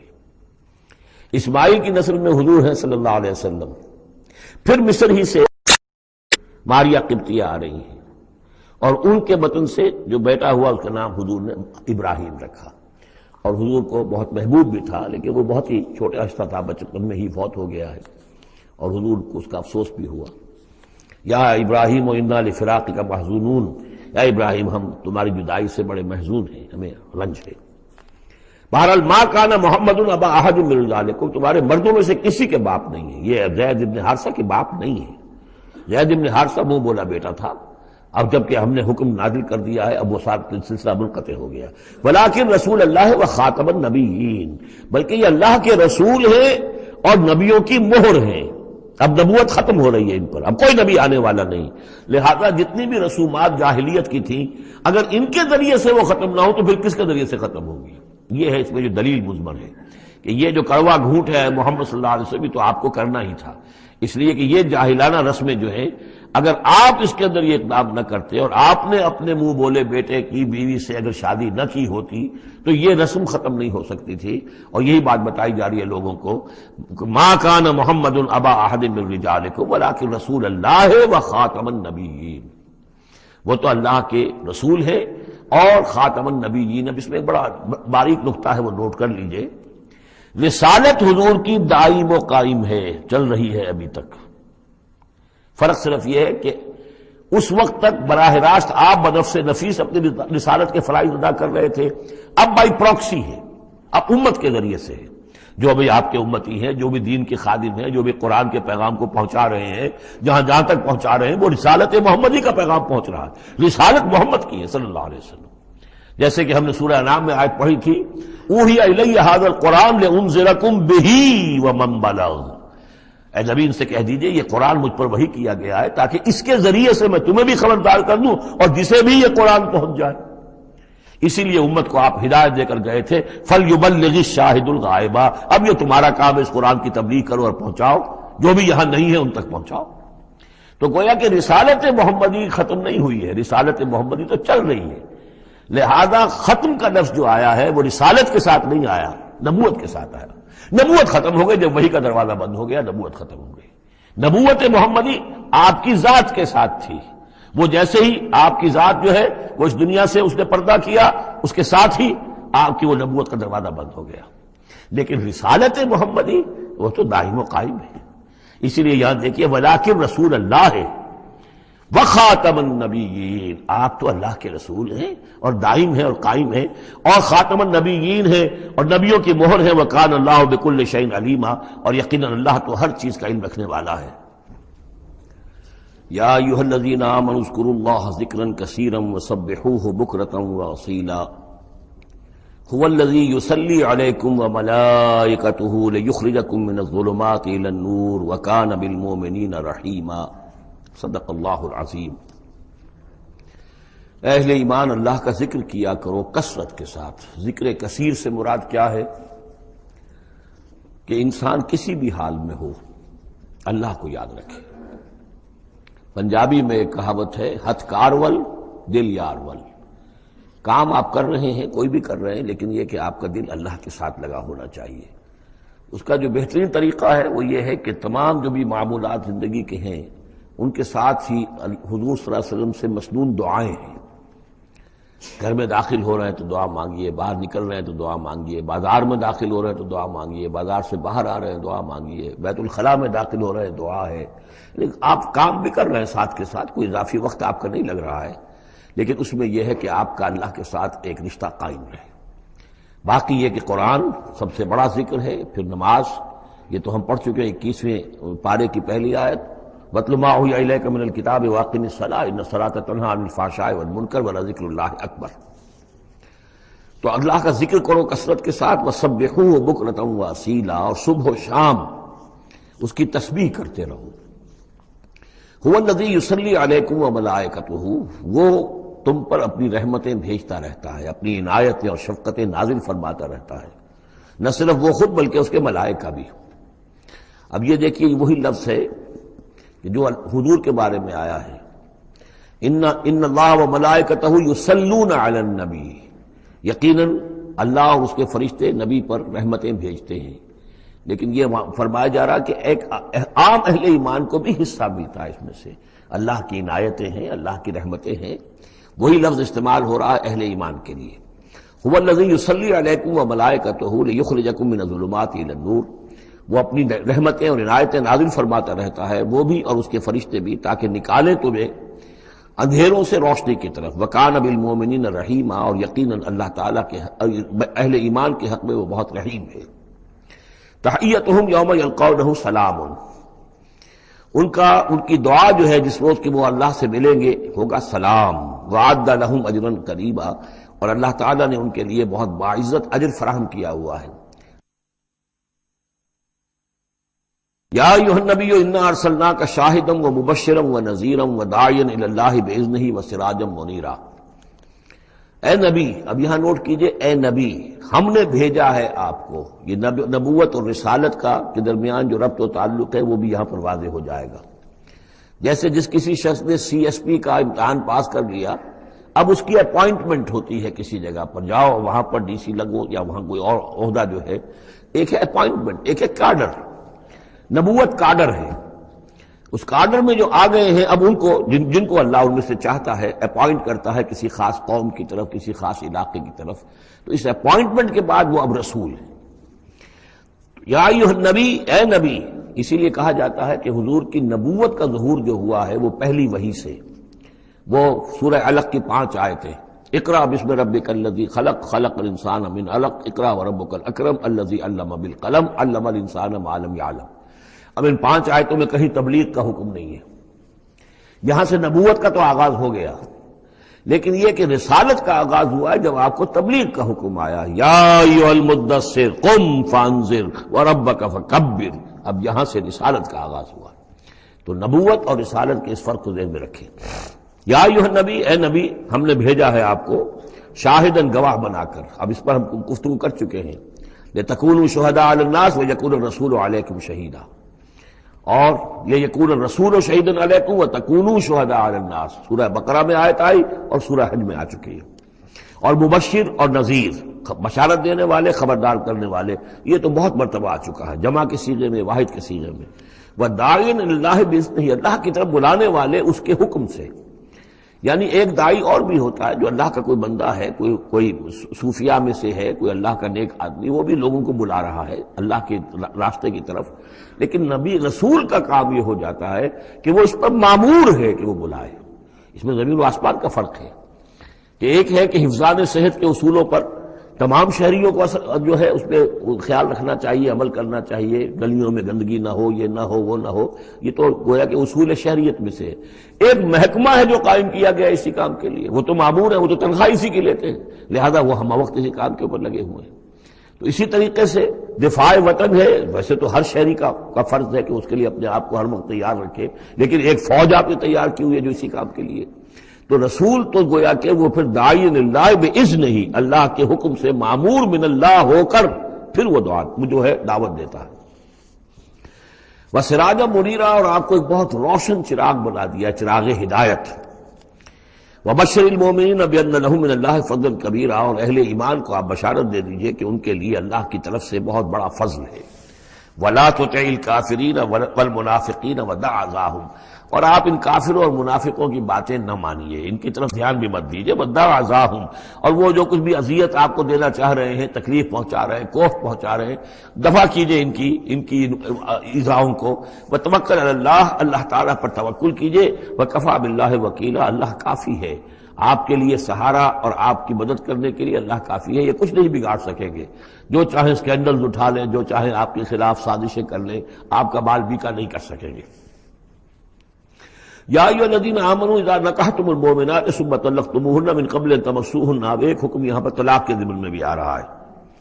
پہلے آ چکا ہے کہ اگر نکاح ہو چکا ہے کسی سے اور کوئی مہر مقرر نہیں ہوا تھا، لیکن پھر بھی طلاق اگر دینی ہے تو بہرحال اسے کچھ نہ کچھ مہر جو ہے وہ اس کو کچھ نہ کچھ دے دلا کے رخصت کرنا چاہیے، اور اگر ملاقات سے قبل نکاح دی ہے، مہر طلاق دینی ہے، مہر مقرر ہو چکا تھا تو آدھا مہر دینا ہوگا۔ اب یہاں مسئلہ آ رہا عدت کا۔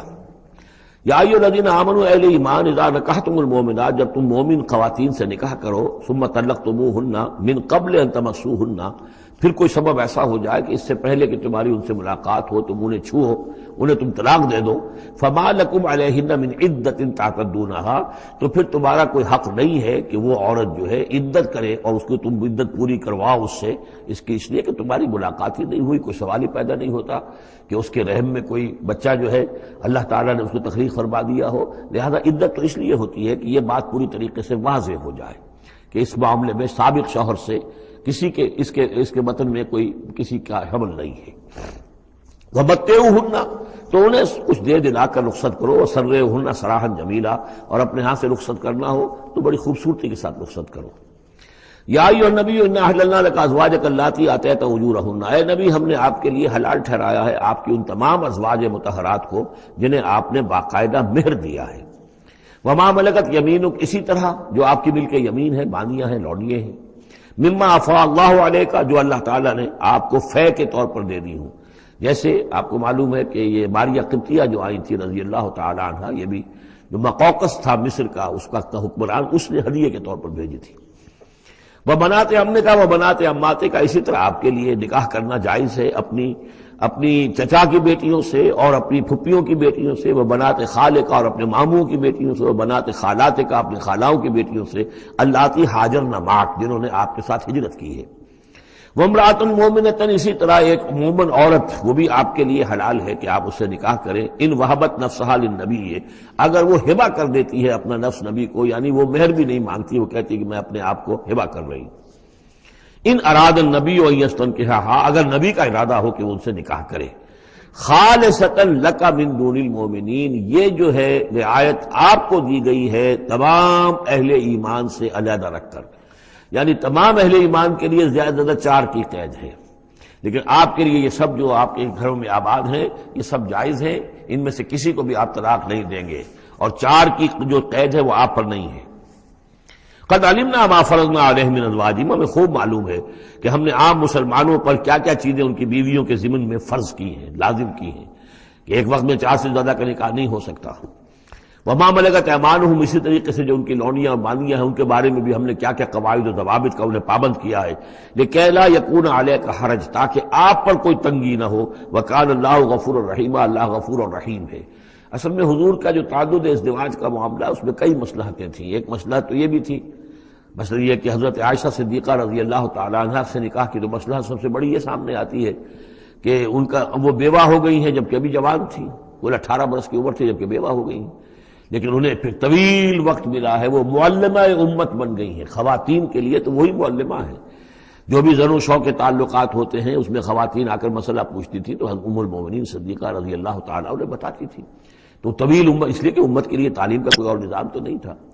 اسی طرح عرب کا جو معاشرہ تھا قبائلی معاشرہ تھا، اس میں یہ ہوتا تھا کہ کوئی بڑی شخصیت جو ہے اس کے دوسرے جو قبائل ہیں ان کے سرداروں وغیرہ سے کوئی رشتہ داری اگر ہو جائے تو اس سے بھی ایک تقویت حاصل ہوتی تھی اس نظام کو. تو یہ مختلف اسباب سے حضور کے لیے خاص طور پر یہ رعایت جو ہے کی گئی ہے کہ جو عام مسلمانوں کے لیے نہیں ہے. وکان اللہ غفور الرحیم، یقینا اللہ غفور الرحیم ہے. ترجی من تشاء منہن وتؤوی الیہ من تشاء، اور پھر یہ بھی کہ آپ کر سکتے ہیں کہ ان میں سے جس کو چاہیں ذرا اپنے سے دور کر دیں اور جس کو چاہیں اپنے قریب لے آئیں.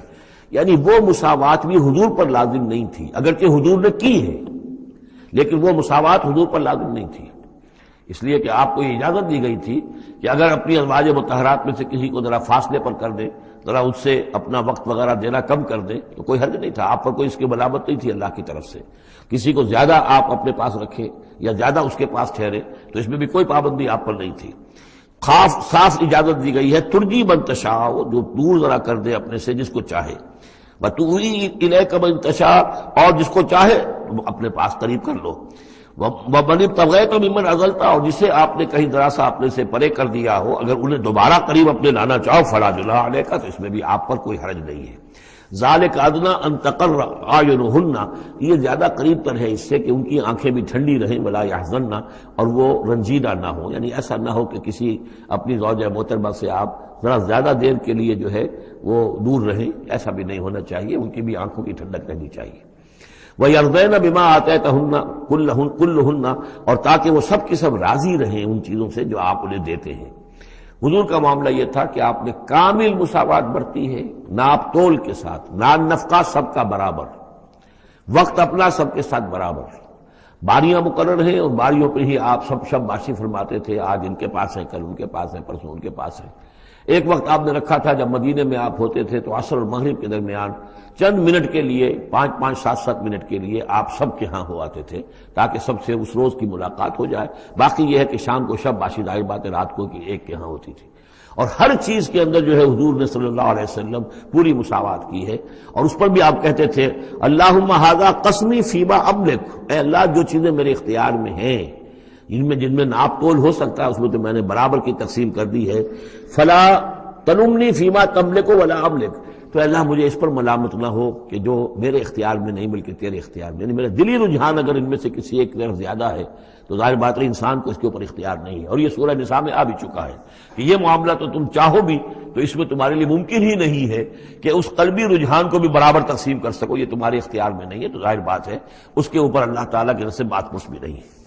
واللہ یعلم ما فی قلوبکم، اللہ جانتا ہے جو کچھ کہ تمہارے دلوں میں ہے، وقال اللہ علیما حکیما، اللہ علیم اور حکیم ہے۔ لا یحل لک النساء من بعد، لیکن اب اس کے بعد جتنے بھی نکاح آپ کر چکے ہیں اب آپ کے لیے کوئی اور نکاح کرنا جائز نہیں ہے۔ یہ صورتحال بس اب فل سٹاپ لگ گیا ہے، اب نہ تو ان میں سے کسی کو آپ طلاق دیں گے اور نہ ہی مزید کوئی شادی کریں گے۔ ولا ان تتبدل بہن من ازواج، اور نہیں یہ کہ آپ ان میں سے کسی کی جگہ کسی اور کو لائیں گے۔ ولو اعجبک حسنہن، خواہ آپ کو وہ بہت پسند بھی آئی ہو، اگر کسی خاتون کی طرف آپ کی رغبت ہو بھی گئی ہو بربنائے طبع بشری، تو اب آپ کو مزید نکاح کی اجازت نہیں ہے۔ دیکھیے قرآن مجید صاف صاف بات کرتا ہے، خود حضور نے صاف بات کی ہے، مجھے تمہاری اس دنیا سے دو ہی چیزیں پسند ہیں یا شاید تین چیزیں پسند ہیں، ایک تو یہ کہ خوشبو پسند ہے، ایک عورتیں مجھے پسند ہیں۔ تو جو آپ نے اس میں قطعاً کوئی آپ نے جھجک نہیں رکھی کہ جو باتیں ہیں، جو بھی فطرت ہے انسان کی اور جو بھی اللہ تعالیٰ نے بنائی ہے اس کے مطابق، تو آپ نے فرمایا کہ مجھے تو دلچسپی ہے، کوئی شک نہیں۔ وَلَوْ أَعْجَبَكَ حُسْنُهُنَّ، اگرچہ کوئی آپ کو زیادہ ہی پسند آ جائے لیکن یہ کہ اب آپ کو اجازت نہیں ہے نکاح کی، إِلَّا مَا مَلَكَتْ يَمِينُكَ، سوائے اس کے کہ جو آپ کی باندی ہو، کوئی لوڈی ہو، کسی جنگ میں اگر وہ معاملہ ہو جاتا ہے تو اس کا معاملہ علیحدہ ہے، یہ نکاح کا معاملہ ہے۔ حضور کے ہاں دو لونڈیاں ہیں، ماریہ قبطیہ اور ایک حضرت ریحانہ رضی اللہ تعالی عنہما۔ وکان اللہ علی کل شیء رقیبا، اللہ تعالی ہر چیز پر نگران ہے، ہر چیز کا پہرہ دے رہا ہے۔ یا ایھا الذین آمنوا لا تدخلوا بیوت النبی الا ان یؤذن لکم، اب دیکھیے جو ہم سورہ نور میں پڑھ آئے ہیں کہ اے مسلمانوں تم کسی گھر کے اندر داخل نہ ہو جب تک کہ تمہیں حتیٰ تستانسوا ویؤذن لکم، اور اجازت نہ تمہیں مل جائے اور تم ان سے جو ہے پہلے بات چیت کرو، اذن لے کر داخل ہو۔ یہ سورہ نور میں آیت نمبر 27 اور 28، حتیٰ تستانسوا، اور 28 میں آیا یؤذن لکم۔ لیکن یہ اس سے پہلے حکم آ رہا ہے، یہ حکم بھی سب سے پہلے نبی کے گھر کے بارے میں آیا، جیسا کہ میں بتا چکا ہوں یہ سن 5 کا نزول ہے، وہ سن 6 کا نزول ہے، پھر اس کو ایکسٹینڈ کیا ہے تمام مسلمانوں پر۔ یا ایھا الذین آمنوا، اہل ایمان مت داخل ہو جایا کرو نبی کے گھروں میں، الا ان یؤذن لکم، الا یہ کہ تمہیں اجازت دی جائے، الی طعام غیر ناظرین اناہ، کھانے کے لیے اگر تمہیں بلایا جائے تو ایسا نہ ہو کہ پہلے ہی جا کے دھرنا مار کر بیٹھ جاؤ کہ کھانا تیار ہو رہا ہے تو بیٹھے ہوئے وہاں۔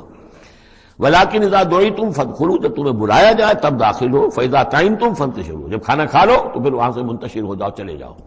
ولا مستانسین لحدیث، اور وہاں بیٹھ نہ رہو وہ ڈیرا جما کر کے اب حضور کی باتیں سنیں گے، کچھ گفتگو ہوگی تو بیٹھے رہیں۔ ان ذالکم کان یؤذی النبی، یہ چیز نبی کے لیے ایذا کی باعث تھی، انہیں تکلیف پہنچا رہی تھی۔ وہی جو پرائیویسی ہے گھر کی، اب اس میں یہ ہے کہ کوئی آ گیا ہے اور دھرنا مار کے بیٹھا ہوا ہے، اور حضور کی مروت ہے، حضور شرافت کی وجہ سے کچھ کہہ بھی نہیں سکتے ہیں، اور ظاہر بات ہے وہ کوئی ایک ایک کنال کے اور ایک ایک ایکڑ کے گھر تو تھے نہیں، وہ چھوٹا سا کوئی ایک حجرہ ہے۔ اب اسی میں بعض اوقات ایسا ہوتا تھا کہ حضرت عائشہ کے حجرے میں کوئی شخص آ گیا ملنے کے لیے، اس نے اذن چاہا تو حضور نے بلا لیا، تو حضرت عائشہ ذرا پیٹھ موڑ کر بیٹھ گئی، اپنی کمر ادھر کر دی، کوئی چادر اوپر لے لی، اور کہاں جگہ تھی وہاں پر، وہیں پر آ کر وہ شخص آ کے اپنی بات کرتا تھا، پھر چلا جاتا تھا۔ تو فرمایا کہ یہ چیزیں جو ہے یہ یقیناً تکلیف باعث بن رہی تھی۔ ان ذالکم کان یؤذی النبی فیستحیی منکم، تو وہ تو تم سے حیا کرتے ہیں، کہہ نہیں سکتے کچھ۔ واللہ لا یستحیی من الحق، اللہ کو حق کے بیان کرنے میں کوئی جھجک نہیں ہے۔ وَإِذَا سَأَلْتُمُوهُنَّ مَتَاعًا فَاسْأَلُوهُنَّ مِنْ وَرَاءِ حِجَابٍ، اب یہ پہلی مرتبہ لفظ حجاب آیا ہے قرآن میں۔ جب تمہیں نبی کی بیویوں سے کوئی چیز مانگنی ہو تو پردے کی اوٹ سے مانگو۔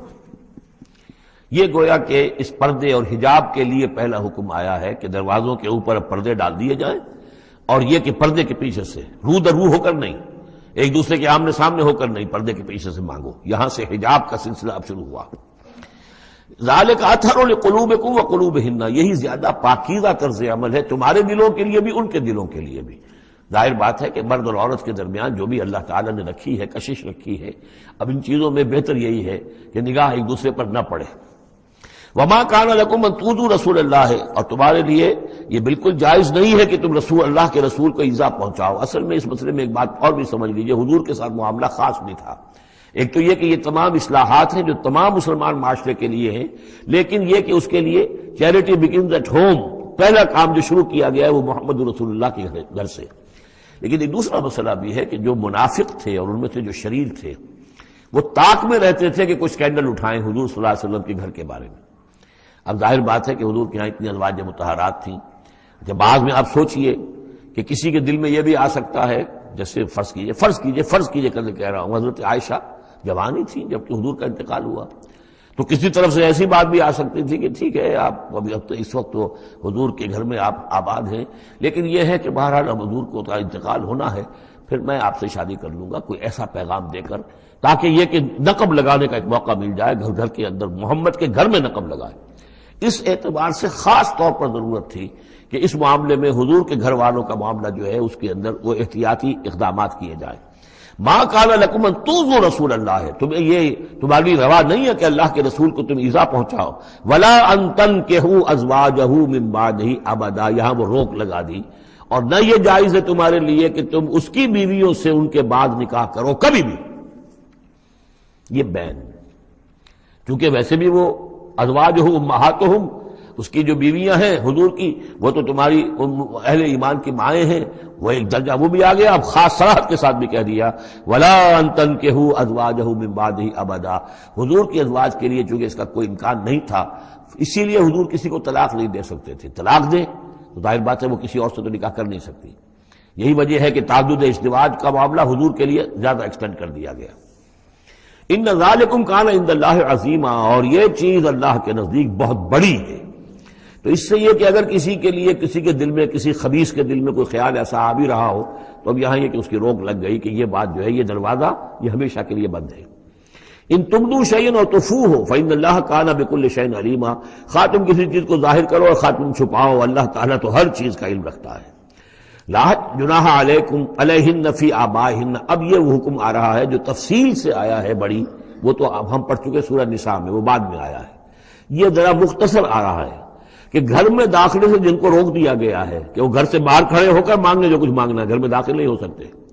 اب اس میں استثناء کون کون ہے، کون گھر میں جا سکتا ہے، اندر جا سکتا ہے، زنانے میں کون جا سکتا ہے. لا جناح علیہن، کوئی حرج نہیں ہے نبی کی بیویوں پر، فی آبائہن، ان کے باپوں کے بارے میں. حضرت عمر آئے حضرت حفصہ کے گھر میں کوئی رکاوٹ نہیں، حضرت ابو بکر آئے حضرت عائشہ کے گھر میں کوئی رکاوٹ نہیں. ولا ابنائہن، نہ ان کے بیٹوں کے بارے میں. ولا اخوانہن، نہ ان کے بھائیوں کے بارے میں. ولا ابناء اخوانہن، نہ ان کے بھائیوں کے بیٹے یعنی بھتیجوں کا. ولا ابناء اخواتہن، اور نہ ان کی بہنوں کے بیٹے یعنی بھانجوں کا. ولا نسائہن، اور نہ ہی ان کی اپنی جان پہچان والی عورتوں کا. ولا ما ملکت ایمانکم، اور جو غلام یا جو لونیاں ہیں، اور اکثر و بیشتر اہل سنت کے نزدیک یہاں سے لونیاں مراد ہیں، ان کے بارے میں ٹھیک ہے وہ گھر میں داخل ہوں. گویا کہ یہ جو تفصیلی آیت آئی ہے سورہ نساء میں، اس کا یہ نیوکلیس جو ہے جو شروع میں وہ یہ ہے جو سورہ احزاب کے اندر، یہ مختصر ہے. مزید اس میں پوری فہرست کر کے اس کو مکمل کر دیا کہ یہ ہے محرم، اور جو محرم ہے وہ محرمات ابدیہ ہیں، ان سے کبھی بھی کسی بھی حالت میں نکاح ہو ہی نہیں سکتا اس عورت کا. باقی یہ ہے جتنے بھی مرد ہیں وہ نامحرم ہیں، وہ باہر رہیں گے، کوئی چیز مانگنی ہے پردے کے اوٹ سے مانگیں گے، یہ ان کا معاملہ رہے گا. اور گھر میں داخل ہوں گے اگر تو عورت پردہ کرے گی، جیسے کہ حضرت عائشہ کا میں نے آپ کو طریقہ بتایا، یا اگر کہیں دو کمرے ہیں تو عورت کسی اور کمرے میں جائے گی اور وہ جو ہے وہ کسی اور کمرے میں آئیں گے. یہ طریقہ ہے اسلامی معاشرت کا، مسلمانوں کی طرز رہائش کا. واتقین اللہ، اور اے نبی کی بیویوں ڈرتی رہو اللہ سے. ان اللہ کان علی کل شیء شہیدا، یقیناً اللہ تعالیٰ ہر چیز پر گواہ ہے. ان اللہ وملائکتہ یصلون علی النبی، اب یہ خاص طور پر لفظ وہی ہے یصلی علیکم وملائکتہ، یہاں سے ترتیب بدل گئی ہے. یقیناً اللہ اور اس کے فرشتے رحمت اور شفقت اور عنایت نازل کرتے رہتے ہیں نبی پر صلی اللہ علیہ وسلم. یا ایھا الذین آمنوا صلوا علیہ وسلموا تسلیما، اے ایمان کے دعوے دارو، اے ایمان لانے والو، تم بھی ان پر رحمت بھیجتے رہا کرو، اور تم بھی اللہ تعالیٰ سے دعا کرتے رہا کرو کہ اللہ ان کے اوپر اور درود بھیجے اور رحمت بھیجے. وسلموا تسلیما، انہیں سلام کیا کرو، ان کو سلام بھیجا کرو. ان الذین یؤذون اللہ ورسولہ، یقیناً وہ لوگ کہ جو ایذا پہنچاتے ہیں اللہ کو اور اس کے رسول کو، لعنہم اللہ فی الدنیا. اب یہ منافقین کا تذکرہ ہو رہا ہے اس سورہ مبارکہ میں، جیسا کہ مدنی صورتوں میں اکثر و بیشتر ہے. ان الذین یؤذون اللہ ورسولہ، بے شک وہ لوگ کہ جو ایذا پہنچاتے ہیں اللہ اور اس کے رسول کو، لعنہم اللہ فی الدنیا والآخرہ، تو لعنت، اللہ نے ان پر لعنت کر دی ہے دنیا اور آخرت دونوں میں. وَأَعَدَّ لَهُمْ عَذَابًا مُهِينًا، اور ان کے لیے ایک بڑا اہانت آمیز عذاب تیار کر رکھا ہے.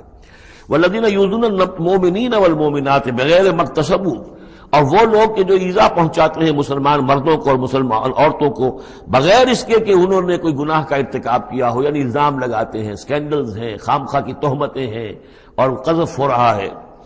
فقد احتملوا بہتانا و اسما مبینا، تو انہوں نے تو اپنے اوپر جھوٹ کا اور بہت بڑے گناہ کا بوجھ لے لیا ہے. ابھی یہاں پر قذف کی سزا نہیں آئی، قذف کا حکم جو ہے اس کی حد وہ پھر سورہ نور میں آ چکی ہے، وہ ہم پڑھ چکے ہیں. 80 درے لگائے جائیں، 80 کوڑے. اگر کوئی شخص کسی مسلمان خاتون کے اوپر زنا کا الزام لگائے اور پھر 4 گواہ پیش نہ کر سکے، 80 کوڑے لگیں گے. یا ایھا النبی قل لازواجک و بناتک و نساء، اب یہ پردے کا اگلا حکم آ رہا ہے. ایک تو یہ کہ گھر میں رہو، گھر پہ پردہ ہونا چاہیے، نامحرم پردے کی اوٹ سے بات کرے، جو بھی ضروری بات ہے وہ پردے کی اوٹ سے کرے، روح ہو کر نہ کرے. لیکن اب مسئلہ آتا ہے کہ عورت گھر سے باہر نکلے تو کیا ہو. آخر ظاہر بات ہے اگرچہ اصولی اعتبار سے عورت کا مقام اس کا گھر ہے، لیکن پھر بھی ضرورت ہو سکتی ہے وہ باہر جائے ضرورت کے تحت، تو اس میں کیا حکم ہے.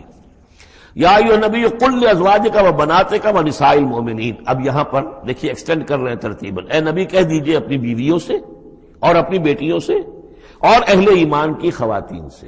یہ گویا کہ اب اصلاح کا دائرہ جو ہے نبی کے گھر سے نکل کر اب باہر آ رہا ہے تمام اہل ایمان کے لیے. کیا کہہ دیجئے یدنین علیہن من جلابیبہن، وہ اپنے اوپر لٹکا لیا کریں اپنی بڑی چادروں کا ایک حصہ. دیکھیے جیسا کہ میں نے اس وقت بھی عرض کیا تھا سورہ جب ہم نور پڑھ رہے تھے کہ عرب میں لباس کا یہ اور خواتین کی لباس کا یہ 2 جز تھے. ایک اوڑھنی ہوتی تھی جو گھر میں اوڑھتی تھی، وہ جیسے اب بھی ہمارے اوڑھنے کا تصور ہے، اس کو کہتے ہیں خمار. اور خمرہن لفظ آیا ان کی جمع جو ہے خمرہن، ولیضربن بخمرہن علی جیوبہن، وہ اپنی ان اوڑھنیوں کا بکل مار لیا کریں اپنے سینوں پر. یہ گھر کے اندر ہوگا. باہر جب نکلتی تھی تو بڑی چادر لے لیتی تھی، اور جو جتنی شریف گھرانے کی ہوتی تھی اتنی ہی وہ اپنے آپ کو اس میں لپیٹ لیتی تھی، لیکن چہرے کے اوپر نہیں ڈالتی تھی. یہاں اس میں صرف یہ اضافہ کیا گیا ہے کہ اس کا ایک حصہ اپنے چہروں پر لٹکا لیا کریں. یہاں سے نقاب کا تصور پیدا ہوا ہے، جو ہمارے ہاں بعض جگہ پر جو ہے خاص طور پہ فرنٹیئر کے علاقے میں اب بھی ہے، وہ چادر لیتی ہیں خواتین، لیکن چادر کا جو حصہ ہے وہ ان کے چہرے کے آگے آیا ہوا ہوتا ہے. یا یہ کہ کسی طریقے سے بس صرف ایک آنکھ کھول کر، خاص طور پر ایران کے اندر اس کا بڑا رواج ہے، ان کو میں نے دیکھا ہے کہ یہ جو ہے اس قدر ایک چادر میں بڑی چادر میں لپٹی ہوئی ہوتی ہیں دیہاتی خواتین. شہروں کے اندر تو نقشہ ذرا کچھ مختلف ہے. اب وہاں پہ چونکہ یہ بات تقریباً انہوں نے طے کر دیا کہ چہرے کا پردہ نہیں ہے، حالانکہ یہ غلط ہے. قرآن میں چہرے کا پردہ ہے. اس حوالے سے وہ جو کہا گیا کہ پردے کی اور سے ان سے بات کی جائے یا مانگا جائے، تو آخری اس کا مطلب یہ کہ چہرہ ہی تو ہے نا جس کو روکا جا رہا ہے. باقی گھر میں جو ازواج مطہرات بغیر لباس کے تو نہیں تھی معاذ اللہ، لیکن یہ کہ چہرے ہی کے پردے کے لیے کہا ہے کہ فَصَلُوهُنَّ مِن وَرَاءِ حجاب، اور حجاب کا لفظ چل رہا ہے اسی کے لیے. لیکن یہ کہ اب یہ حکم دیا گیا کہ آپ ایک چادر کو، جو چادر لے کے آپ نکلتی ہی ہیں باہر، جو بھی شریف خواتین ہیں، وہ چادر کو ذرا اپنے چہروں کے اوپر لٹکا لیا کریں. یہ جلباب کہلاتا تھا، بڑی چادر جو لے کر نکلتے تھے. تو ایک ہے خمار اوڑھنی جس کی جمع ہے خمرہن، خمر. ایک ہے جلباب بڑی چادر جس کی جمع ہے جلابیب، جلابیبہن، وہ اپنی بڑی چادروں کا ایک حصہ اپنے سامنے لٹکا لیا کرے چہرے کے. ذالک ادنیٰ ان یعرفنا، یہ بہتر ہے اور نزدیک تر ہے اس سے کہ ان کو پہچان لیا جائے کہ یہ شریف گھرانے کی خواتین ہیں. کیونکہ وہاں لونڈیاں باندیاں جو ہوتی تھیں ان کے ہاں وہ رواج نہیں تھا. ابھی یہ جو گھر کی خاندانی خواتین ہیں ان کے ساتھ یہ بات شروع کی جا رہی ہے. فلا یؤذین، تو انہیں کوئی ایذا نہ پہنچائی جائے. وکان اللہ غفور الرحیم، اور یقینا اللہ غفور الرحیم ہے. لئن لم ينتهِ المنافقون، اگر یہ منافق باز نہ آئے، والذین فی قلوبہم مرض، اور وہ جن کے دلوں میں روگ ہے، والمرجفون فی المدینہ، اور وہ لوگ کہ جو سنسنی پیدا کرتے ہیں مدینے کے اندر، ایسی خبریں اسکینڈلائز کر کے اور سنسنی پیدا کرتے ہیں کہ یہ بات ہو گئی، فلاں نے یہ کہہ دیا، فلاں نے یہ تہمت لگا دی. لنغرینک، اگر یہ باز نہ آئے تو اے نبی پھر ہم آپ کو اکسا دیں گے، آپ کو اجازت دے دیں گے کہ آپ ان کے خلاف کوئی اقدام کریں. لنغرینک بہم، ہم ان کے اوپر حملہ کرنے کی اور ان کو سزا دینے کے لیے آپ کو کھلی چھوٹ دے دیں گے. ثم لا یجاورونک فیہا الا قلیلا، پھر یہ شہر مدینہ کے اندر آپ کے پڑوسی بن کر نہیں رہ سکیں گے مگر یہ تھوڑا سا وقت جو یہ گزار رہے ہیں. ملعونین، ان پر پھٹکار ہے. اینما ثقفوا اخذوا وقتلوا تقتیلا، جہاں بھی یہ پائے جائیں، پکڑے جائیں اور قتل کیے جائیں، ٹکڑے کر دیے جائیں۔ لیکن یہ وہ حکم جو ہے یہ ایک اللہ تعالیٰ کی بیزاری اور شدت ناراضگی کا مظہر ہے، لیکن منافقین کے اعتبار سے کبھی اس طرح کا کوئی اقدام حضور کی سیرت میں ثابت نہیں ہے۔ سنت اللہ فی الذین خلوا من قبل، یہ اللہ کی سنت ہے، اللہ کا طریقہ ہے، اللہ کا قانون ہے، یہ ان قوموں کے بارے میں، امتوں کے بارے میں بھی جو پہلے گزر چکی ہیں۔ وَلَن تَجِدَ لِسُنَّتِ اللَّهِ تَبْدِيلًا، اور تم نہیں پاؤ گے اللہ کی سنت کے اندر کوئی تبدیلی۔ وَلَن تَجِدَ لِسُنَّتِ يَسْأَلُكَ النَّاسُ وَلَن تَجِدَ لِسُنَّتِ اللَّهِ تَبْدِيلًا، تم نہیں پاؤ گے اللہ کی سنت میں کوئی تبدیلی۔ يَسْأَلُكَ النَّاسُ عَنِ السَّاعَةِ، اے نبی لوگ آپ سے قیامت کے بارے میں پوچھتے ہیں۔ قل انما علمها عند اللہ، کہہ دیجئے اس کا علم تو اللہ کے پاس ہے۔ وما یدریک لعل الساعة تکون قریبا، اور تمہیں کیا معلوم ہو سکتا ہے کہ قیامت قریب آ چکی ہو۔ ان اللہ لعن الکافرین وعد لهم سعیرا، اللہ نے کافروں پر لعنت فرمائی ہے اور ان کے لیے دہکتی ہوئی آگ تیار کر رکھی ہے۔ خالدین فیہا ابدا، اس میں رہیں گے ہمیشہ ہمیش۔ لا یجدون ولیا ولا نصیرا، نہیں پائیں گے کوئی حمایتی اور نہ مددگار۔ یوم تقلب وجوہہم فی النار، جس دن کے وہ اوندھے کر دیے جائیں گے آگ میں۔ یقولون یا لیتنا اطعنا اللہ واطعنا الرسول، اس وقت کہیں گے کہ ہائے کاش کہ ہم نے اطاعت کی ہوتی اللہ کی اور اطاعت کی ہوتی اس کے رسول کی۔ وقالوا ربنا انا اطعنا سادتنا وکبراءنا فاضلونا السبیل، وہ کہیں گے اے اللہ ہم نے تو اپنے سرداروں اور اپنے جو بڑے چودھری تھے ان کی اطاعت ہم نے کی، ان کا کہنا مانا، ان کے کہے پر چلے، بس انہوں نے ہمیں صحیح راستے سے بھٹکا دیا۔ ربنا آتہم ضعفین من العذاب، اے اللہ ان کو دگنا عذاب دے، والعنہم لعنا کبیرا، اور ان پر لعنت فرما بہت ہی بڑی لعنت۔ یا ایھا الذین آمنوا لا تکونوا کالذین آذوا موسیٰ وبرأہ اللہ مما قالوا، اہل ایمان ان لوگوں کے مانند نہ ہو جاؤ کہ جنہوں نے موسیٰ کو اذیت دی تھی۔ دیکھیں موسیٰ کو ایک اذیت تو وہ تھی جو ہم سورہ مائدہ میں پڑھائے ہیں کہ جب موسیٰ نے کہا علیہ الصلوۃ والسلام کہ اب اللہ کی راہ میں جنگ کرو، اور پوری قوم نے انکار کر دیا۔ ظاہر بات ہے کہ جو آپ پر بیزاری طاری ہوئی، جس پر آپ نے کہا کہ رب انی لا املک الا نفسی واخی فافرق بیننا وبین القوم الفاسقین، تو اس سے اندازہ ہو رہا ہے کس قدر آپ کو تکلیف پہنچی ہے۔ ایک بات روایات میں آتا ہے کہ آپ پر کوئی جسمانی عیب بھی لگایا گیا تھا، وہ اپنی حیا اور شرم کی وجہ سے وہ اپنا لباس جو ہے وہ خاص طور پر اکثر و بیشتر کبھی بھی آپ عریان نہیں ہوتے تھے، جو ان کے ہاں جو رواج تھا ان میں یہ ہے کہ اتنا لحاظ نہیں رکھتے تھے، لیکن یہ کہ اب انہوں نے یہ کہنا شروع کر دیا کہ کوئی عیب ہے ان کے اندر جسمانی طور پر جس کی وجہ سے یہ اتنے شرم اور حیا کا مظاہرہ کرتے ہیں۔ بہرحال اللہ تعالیٰ نے اس کے لیے ایک سبیل پیدا کی، ایک لمبا قصہ ہے کہ جو احادیث میں موجود ہے۔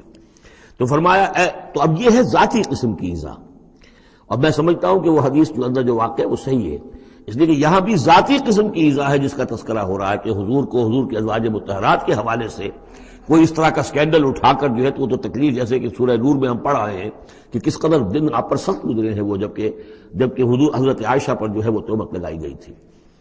تو یا ایھا الذین آمنوا لا تکونوا کالذین آذوا موسیٰ، ان لوگوں کے مانند نہ بن جاؤ کہ جنہوں نے موسیٰ کو اذیت دی تھی۔ فبرأہ اللہ مما قالوا، تو اللہ تعالیٰ نے انہیں بری ثابت کیا، ان کی ثابت کر دیا کہ ان میں وہ عیب نہیں ہے جو انہوں نے ان پر لگایا تھا۔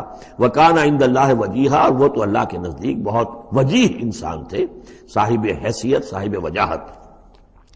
یا ایھا الذین آمنوا اتقوا اللہ وقولوا قولا سدیدا، اہل ایمان اللہ کا تقوی اختیار کرو اور بات کرو سیدھی، خاص طور پر یہ گھریلو زندگی کے اندر چونکہ یہ معاملات ہو رہے ہیں تو یہ کہ گھریلو زندگی میں خاص طور پر انسان جو ہے زبان کا استعمال جو ہے اس میں محتاط رہے۔ یصلح لکم اعمالکم، اللہ تعالیٰ تمہارے سارے اعمال درست کر دے گا۔ ویغفر لکم ذنوبکم، اور اگر کبھی کسی نسیان یا کسی جذبات کے رو میں کوئی غلطی ہو جائے گی تو اللہ تعالیٰ تمہاری خطائیں بخش بھی دے گا۔ وَمَن يُطِعِ اللَّهَ وَرَسُولَهُ فَقَدْ فَازَ فَوْزًا عَظِيمًا، اور جو کوئی بھی اللہ اور اس کے رسول کی اطاعت پر کاربند ہو گیا اس نے تو بہت بڑی کامیابی حاصل کر لی۔